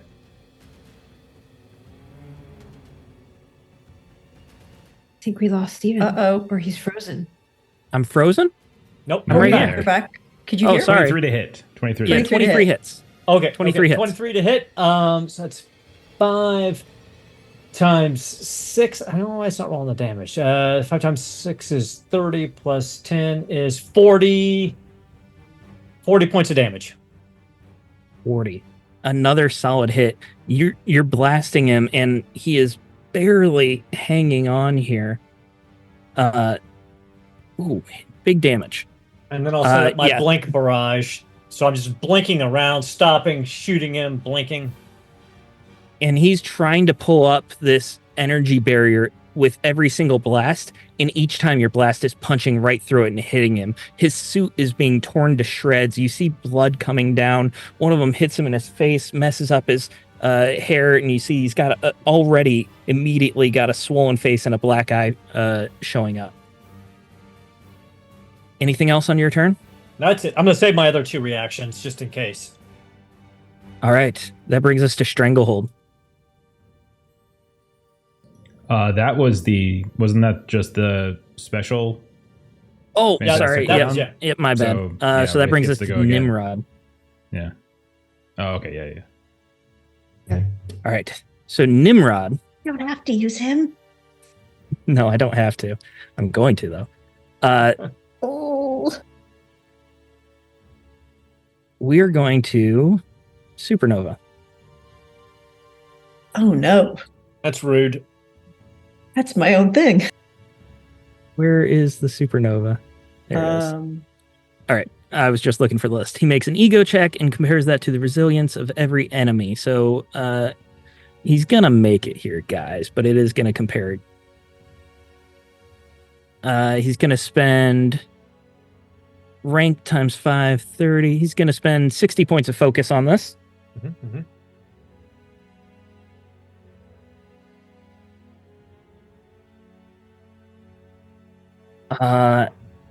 Not quite a fantastic success, but I'll go ahead and re-roll with his edge. Can I use my reaction to create an elemental sphere against the supernova to protect everybody, to protect the party? You would be able to, yes. You're all close enough. You could do that. Cool. I'm going to do that. That is going to be elemental protection 3, which means you need a minimum of 30 damage to break it. And either way, the damage won't go through and everything. So you see, seeing like this supernova, Ashfall like creates a sphere of dust that pushes out from her and blocks all this damage from hitting us. Thank you. Yeah, so does... it would go to the sphere first, but does anyone have resilience under 22? Yeah, the resilience is under 22. It's 14. Or, I mean, Yeah. over 22, Yeah. not Yes. under. Oh, no. Sorry. Okay. Mine's So it would have 37. hit all of you, and that would be 120 damage. I'd like to And you'd all take be that stunned. damage. You just need to be out. If you're teleporting around, you just need to be outside of the sphere range. Am I? You were teleporting back. I think Yeah. it's safe to say the sphere comes up on all of you, and it absorbs that 120 damage, and it would also stun because it was a fantastic success with the edge. But instead, the sphere is obliterated. This earth just shatters and goes flying across. The supernova hits all of you still. The concussive blast kind of pushes you back. You all take a step back. You realize just the immense power of this robot. Just on the first strike, it was able to unleash that much energy. That brings us to Bijou. So what Bijou wants to do, and you can see if this is something that would be allowable or not, is that she wants to use her movement to very quickly run up to Striker and then use resize object on Nice. his Unwilling. glove. So you have to make an ego check for that, I believe. Oh, you want to do it on his glove? I would say that's a part of him. So it'll still be the contested against his resistance. Hmm.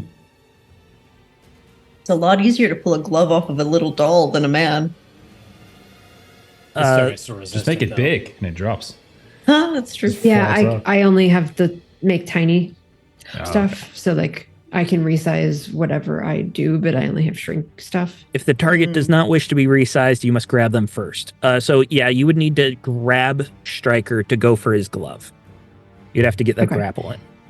Okay. Yeah, and I'm realizing that like half of my stuff I can't see and half I can, so I can read the description of some things and not others. So I will trust you. It is an ego check, so I will claim ahead of time that I'm going to use an edge for this. And then ego is not anything that I am. I'm sorry. I misread that. So it's not actually ego. So with a grapple, I believe that would be a melee because you have to grab him first. So you have to get up there and just hold on for dear life before you can get that glove from it. Okay, so that's a melee then? Grab is a melee. Yes, yeah. against the target's melee defense, which you are looking for a 14 here. Okay, well, let's see what happens. I rolled a 15 with my ego roll, and my melee is better than my ego. So that would have been a 16. Oh, perfect. So you reach up and you're able to grab him. Resize object or resize other is a reaction. So you would be able to react to this with your reaction, which you have 2 of because of lightning action for 10 focus. You can resize the glove. So what I'm hoping, and you can say which, either I'm resizing him or I'm resizing the thing while it's on his hand. So you can tell me which of those is allowed. Technically, you can choose to resize him, but you also have resize object, which isn't a reaction, but it sounds cool, so I'm willing to allow you to choose to do the glove. She's got 2 actions anyway, because of lightning. True. So when you grab him, you can choose to do either. It mechanically, you can do both. Good point. I think it would be interesting to just shrink the crap out of this thing, and he is still full size. So because I can resize down to microscopic, and I can resize object to any size that I can resize to. So like his whole arm just from there down. Melissa, you make me so happy. So let's go ahead and with the damage from your melee check, go ahead and tell me how much damage you're doing. So that is 23. I kid you not. He has 22 health left. Oh gosh. Describe how you're taking him out by just crushing his arm. So it's just like a super fast blur, basically, where she just kind of like really quickly runs over and just like kind of grabs on to like his wrist with the glove. And if anybody was looking right at her, she might notice that she kind of like turns around and grins to like everybody else as she just like kind of pretends like she's like pushing it as it just sort of gets really, really small. And you hear him call out, "Wait, what are you?" And then as the arm just shrinks and crushes, you hear the bones crunch, the blood spurts, and then the glove becomes tiny, tiny, tiny until you can't even see it anymore. And he passes out from shock, probably dying in a second, as he falls to the ground in front of you. Is there anything else you would like to do? You can still move on your turn here. I will then just turn around and run away. With the gauntlet? With the microscopic gauntlet? I have a feeling we're going to need that in a minute. So you take the gauntlet, you start running back. Top of the round, Striker is dead. Nimrod lets out another blast of energy as you find yourself. He was fantastic. So we're at the top of the round. This is an environmental effect that I'm calling it as. Okay. So it's going to happen at the top of the round. This is not actually in the mechanics, but I'm taking some GM license. As these 2 dinosaurs that were crashing and clashing into each other in front of you, one of them disappears. The other one gets caught up in this temporal wave with you. Some bits of the Weapon X facility are coming with. Stryker's dead body is coming with. And you all get sent into a new time and dimension as you find yourselves on a wooden deck, and you hear the explosion of a cannon. And then a cannonball blasts next to you. Wood splinters go firing at you. There's smoke everywhere. You hear crowds of men fighting and sword on sword as you realize that you've now been transported onto the deck of a Spanish galleon, and there is an English pirate ship that is hooked on alongside, and they are doing battle. Wraith, you are up. There is also a Triceratops that has plopped down on this English sloop right next to you, and these men are terrified, and it is terrified as well, and it starts thrashing about, and it bashes into the mast of that ship, and it comes falling down onto the Spanish ship. What are you doing? Jericho slowly shakes his head for a moment, sees if he can isolate Nimrod in the midst of all of this madness, if he's even here. Nimrod is in the center of it all. You look through the hazy smoke. You see that these men are still fighting. This dinosaur is about to fall over the edge, but Nimrod is still on his table in the center on the Spanish galleon with you. So, you see Jericho start to blink around him, and as he gets close, he's trying to isolate one of the areas where the panels have been torn off of Nimrod. And he's going to try to strike a tachyon wave through one of these rifts in his armor. All right. We're going to say this. We're going to do something fun for this. He's got damage reduction 4. If you take a trouble on this, I will change it to damage reduction 2. Absolutely, I'll take a trouble, because I got 2 edges on this, so I'll take a trouble. So I just got 1 edge on it.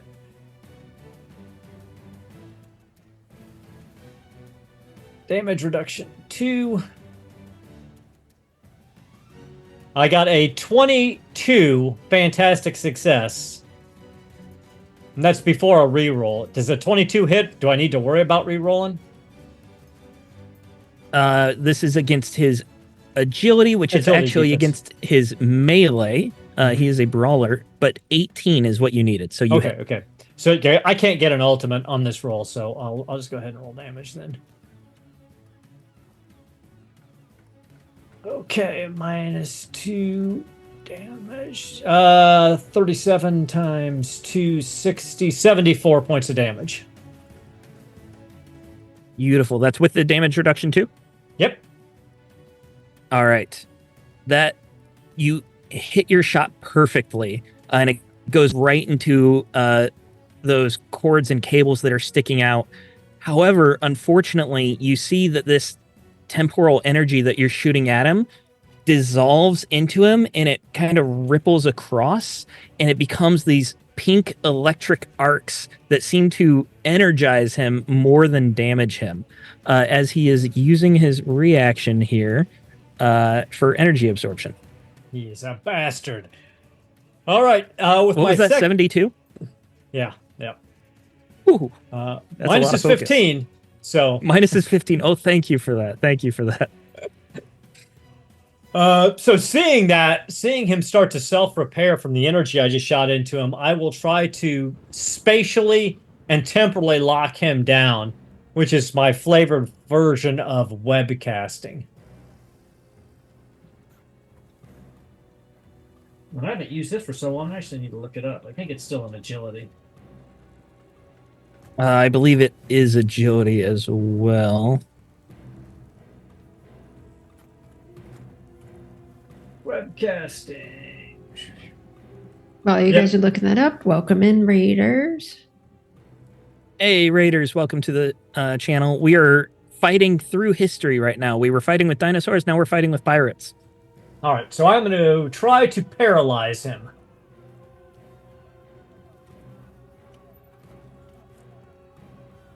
Awesome. I will re-roll. We've got one edge with this. 23.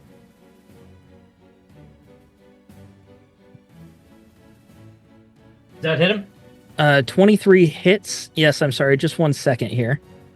It's not a fantastic success, though. But he is paralyzed. I'm just checking his reactions here because he's got something that you're not going to like.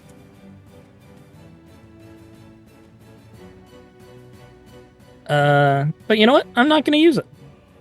I got something better. Okay.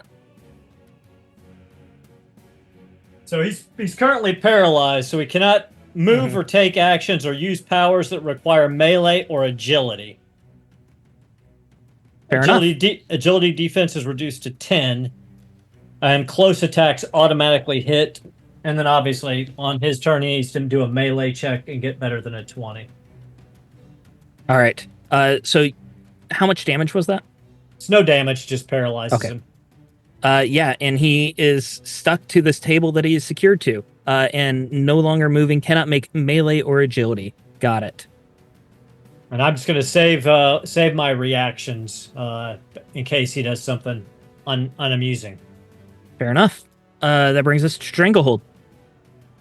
You are in the midst of this chaos. There are pirates attacking Spanish sailors. A T-Rex is still bellowing over the chaos as cannons are still firing. The T-Rex came with us? I'm sorry, the Triceratops, not the T-Rex. Okay. Wow. The Triceratops came with you. Okay. So like, where'd the I- T-Rex go? I do yell out to everybody that he can absorb energy to heal himself. Yeah, there's really nothing Stranglehold can do with that. So he will look to Ashfall and he'll say, "Batter up," and then hold his turn. All right, batter up. I think I'm after. Does she go Stranglehold. after me? We've had time to plan. Yeah. Nimrod goes next, and then Ashfall. Darn. All right. All right, I could just go then. Broke up our cinematics. I've got I you guys in know. the combat tracker if you want to keep track. All right. He runs in, so he'll start charging in at Nimrod. As he goes, his legs will get long and stilty, and he You're will just stepping sort of, over sailors and pirates as they're clashing underneath you. Pardon me? Excuse me? Pardon? Oh, God. and then He'll be like, don't worry, guys, I can take him. And he'll start with his pretty standard grappling technique, which will auto hit because Auto hit. it is a melee. But I gotta roll it anyway. So let's start with that. So that's a.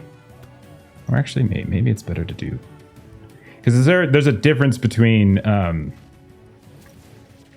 paralyzed and stunned, right? Yes. Yes. He is not stunned. Okay. He is paralyzed. So he'll charge in, and then he'll look up at Nimrod and be like, "Hey!" And why he's like standing there looking up at Nimrod. I'm not going to do grappling technique. Actually, I'm going to do kind of reverse punch, and I'm like, "What's that?" And then I'm going to have my arm extend around the back of Nimrod and just smash him in the back with reverse punch, which will auto hit.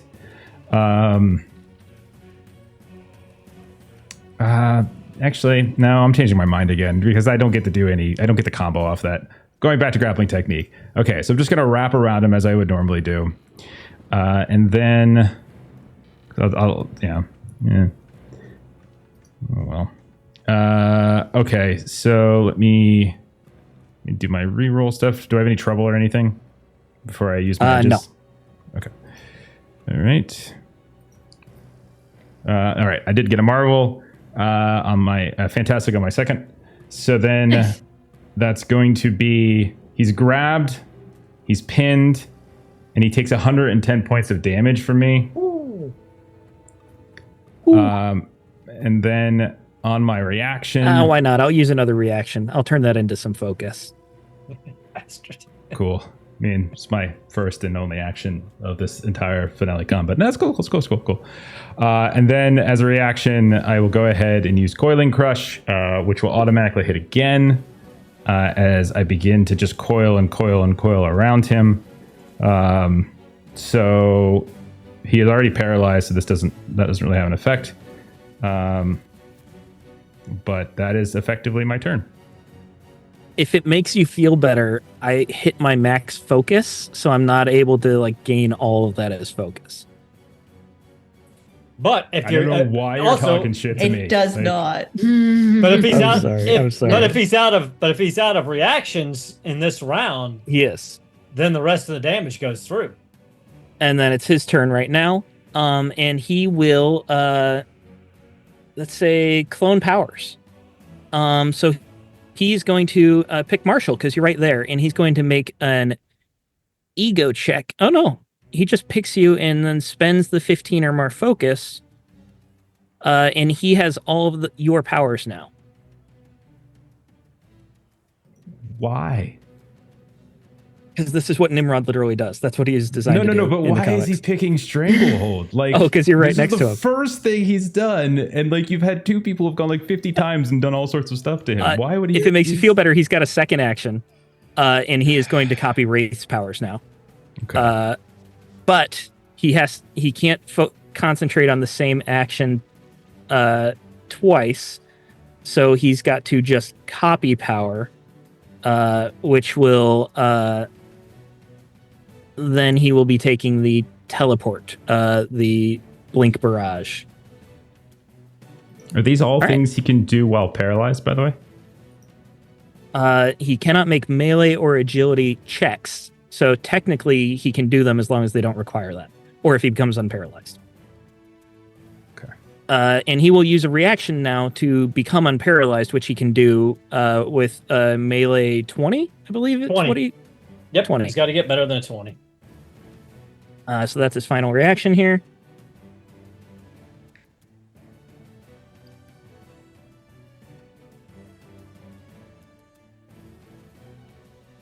It's not rolling. There it goes. 29. So he's able to break through, and you don't really see him leave the table that he's secured to, but he becomes stretchy and begins like wrapping around Stranglehold, who is wrapping around him. And that is his whole turn. So that brings us to Ashfall. All right, so Ashfall kind of like seeing all this going on, knowing the absorption of damage that she took before, is just going to like drag, reach out for the bottom of the seabed and drag up this mass of sand and coral and oysters and everything attached to it. Get behind this barrier. We can hide here. And she's going to do elemental barrier and create a wall for people to hide behind. That's Awesome. excessively long because she's got rank 4 barrier. But yeah. Little All right. castle walls with sandcastle stuff. The ship kind of like heaves to the side as this earth moves up and goes down, but it does protect you all. Anything else on your turn? That is my action to do. So no, that is everything. Very well. And that brings us to Bijou. So Bijou will. So Ashfall, is this a shoot through a bowl? Oh, it's like 10 feet high, so you can just like jump up, shoot, and then jump back down again. It's just something to hide behind, like just when you can go around it. Okay. Trying to see how I can jump 10 feet high. That's like You can jump off my shoulders. we're 5 feet tall humans. So I will find a maneuvering point to be able to sort of get up a little bit higher because we're on like a ship. So I imagine there's something that I can kind of get on to be able to kind of shoot over to attempt to do some just regular old shooting. Absolutely. Yeah, So- just a maneuver to get over it. It won't require a check to get over it. Okay, so then it'll be the agility for the shot. No damage reduction, right? Or is there damage No damage reduction? reduction. I'm sorry, damage reduction 2 is what we're at. And that roll is an 18. 18 is just what you needed to hit. Damage is 16.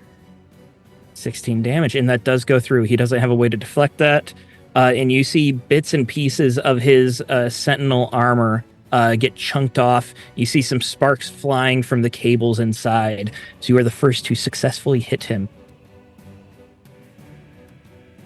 You have a second action, I believe.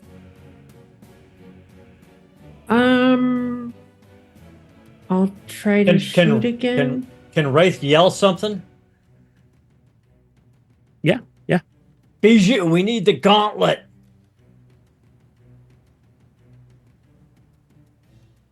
And she will jump off of the mast or whatever that she sort of like climbed up on. And we'll do a... Okay, I'm almost out of focus. We'll resize object. So she will... Bring in the gauntlet back? Yes. Yeah, you bring it back to full size. What are you doing with it?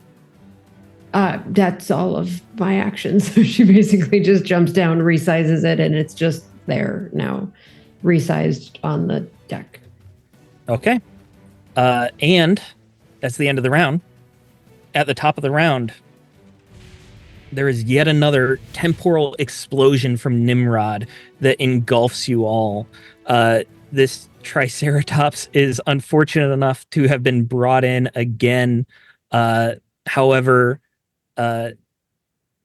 it's not just the Triceratops. As a mast comes with you, several of these pirates, a couple sailors, cannon, and all of you are now falling. You're in a free fall. You look down, you can't even see the ground below you, as Nimrod is still on this table, but he is falling. What all are you doing now? Wraith.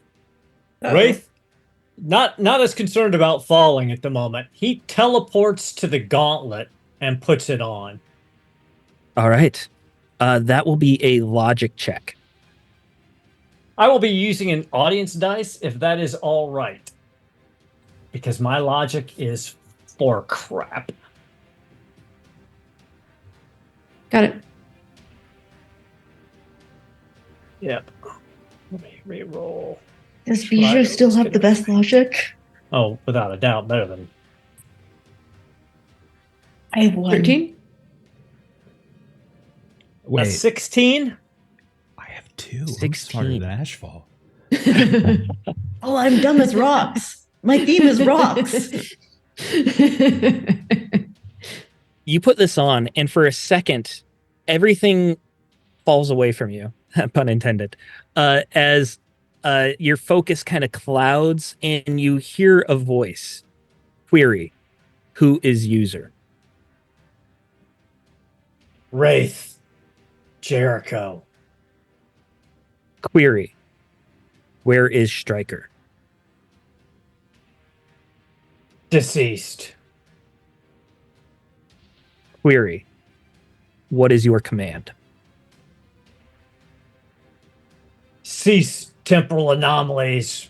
Return us to this Lokvik and time grid. And he gives him the original time code and location for when they stole us in the first place.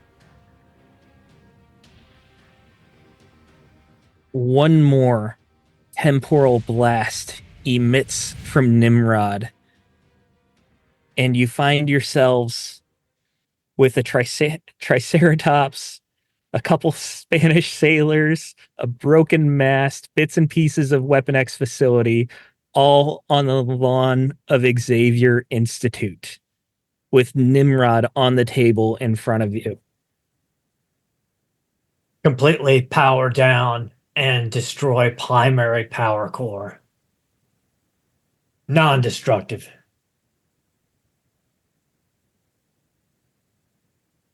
Will comply. And you see the lights and the energy slowly begin to power down on Nimrod. And out of the Xavier Institute, you see a very confused group of faculty and teachers, X-Men. Nightcrawler is the first one, followed by Colossus and a couple others, coming out to see what their students are doing on the lawn with a Triceratops that is now rampaging through the bushes and the trees of the Institute. Professor Wagner, we need Forge out here to take control of Nimrod and disassemble him. Yeah, will do. And with that, we're going to close down here. What does it look like for each of you? You've returned to your timeline. You have brought all the people from your timeline to this timeline. Prodigy, Elixir, Shatterstar, they were all from the future where they are still remaining. What does your future look like as X-Men, as civilians? Bijou, you were just a normal girl. Let's go through the same order that we introduced our characters, and let's say what your character would do now that they've returned. Ashfall, we're starting with you. What does life look like for you now? Well, there's a few things Ashfall now has a goal towards. First off, gotta go save the parents again. Restarting that quest. Does anybody want to visit Mojo World again? She'll offer the team, and she'll also jump back to this world and this time to try to help sort of circumvent what Stryker had started and help break that chain and that loop. But okay, so we're going to be on TV a few times probably. So you met Shatterstar, you know what he looks like, but my other dad, he's got like more dark hair. He's a little smaller, usually wears green, also the earth powers. You'll know when you see him. Dudes with beards like him. So Ashfall becomes one of those crazy live streamers that does nothing but hang out on Twitch all day. No. Wraith, what does your life look like? So you see Wraith leaving the mansion. He's got a bag slung over his shoulder, and he's walking out, and then Logan walks up next to him on one side and Caliban on the other side, and the three of them head over to three motorcycles. Logan looks at me, he's like, the new X Factor. Let's go find your mom, kid. The three of them get on bikes and drive off in the search for Silver Fox and Kestrel. And as you search your pockets, you realize that you have a data chip that had all of Stryker's files on there. And while they're not as useful as they could be because they're files from the future, they do have records of various members of Team X, Silver Fox being one of them. So you have a clue as to the whereabouts of your mother for one of the first times in your young life. Bijou, what does your life look like? Do you hang up the spandex? Do you go back to being a normal teenager? So for Bijou, this is very much like the kind of stereotype of the, can never go back home, but will go and, lean up against a light pole and watch the house and see what's going on. And so she definitely kind of keeps an eye on her Mr. and Mrs. Humphreys and her older sisters and her friend Mandy. But she has discovered the, again, stereotyped cliche, with great power comes great responsibility kinds of things. So she's up for kind of assisting things and checks back in every once in a while and make sure that everything's going okay at home. Awesome. Maybe even becoming a faculty member at the Xavier Institute. Although that is a very dangerous job, so maybe not. Stranglehold, what does your future look like? So you see, we open up on this almost like a gymnasium, like a high school or community college gymnasium somewhere in Hicksville, West Virginia. we just see like there's like a whole bunch of people in the crowd, and there's like really bad lighting that's kind of going on, and an announcer comes on and announces a new tag team match, and you see these kind of big old hillbilly types with big beards and plaid and stuff, and they're all getting the crowd really, really excited, and everyone's kind of cheering them on, and then the announcer turns, and it's on a really crappy like AV mic, and it's crackling and squeaking and such. And he kind of calls out like Marshall and Prince, and you see coming out, you see Stranglehold in his old-fashioned high school unitard next to Prince. As we get into the ring, booze going down left and right, people throwing cabbages and random things that like Prince is eating along the way.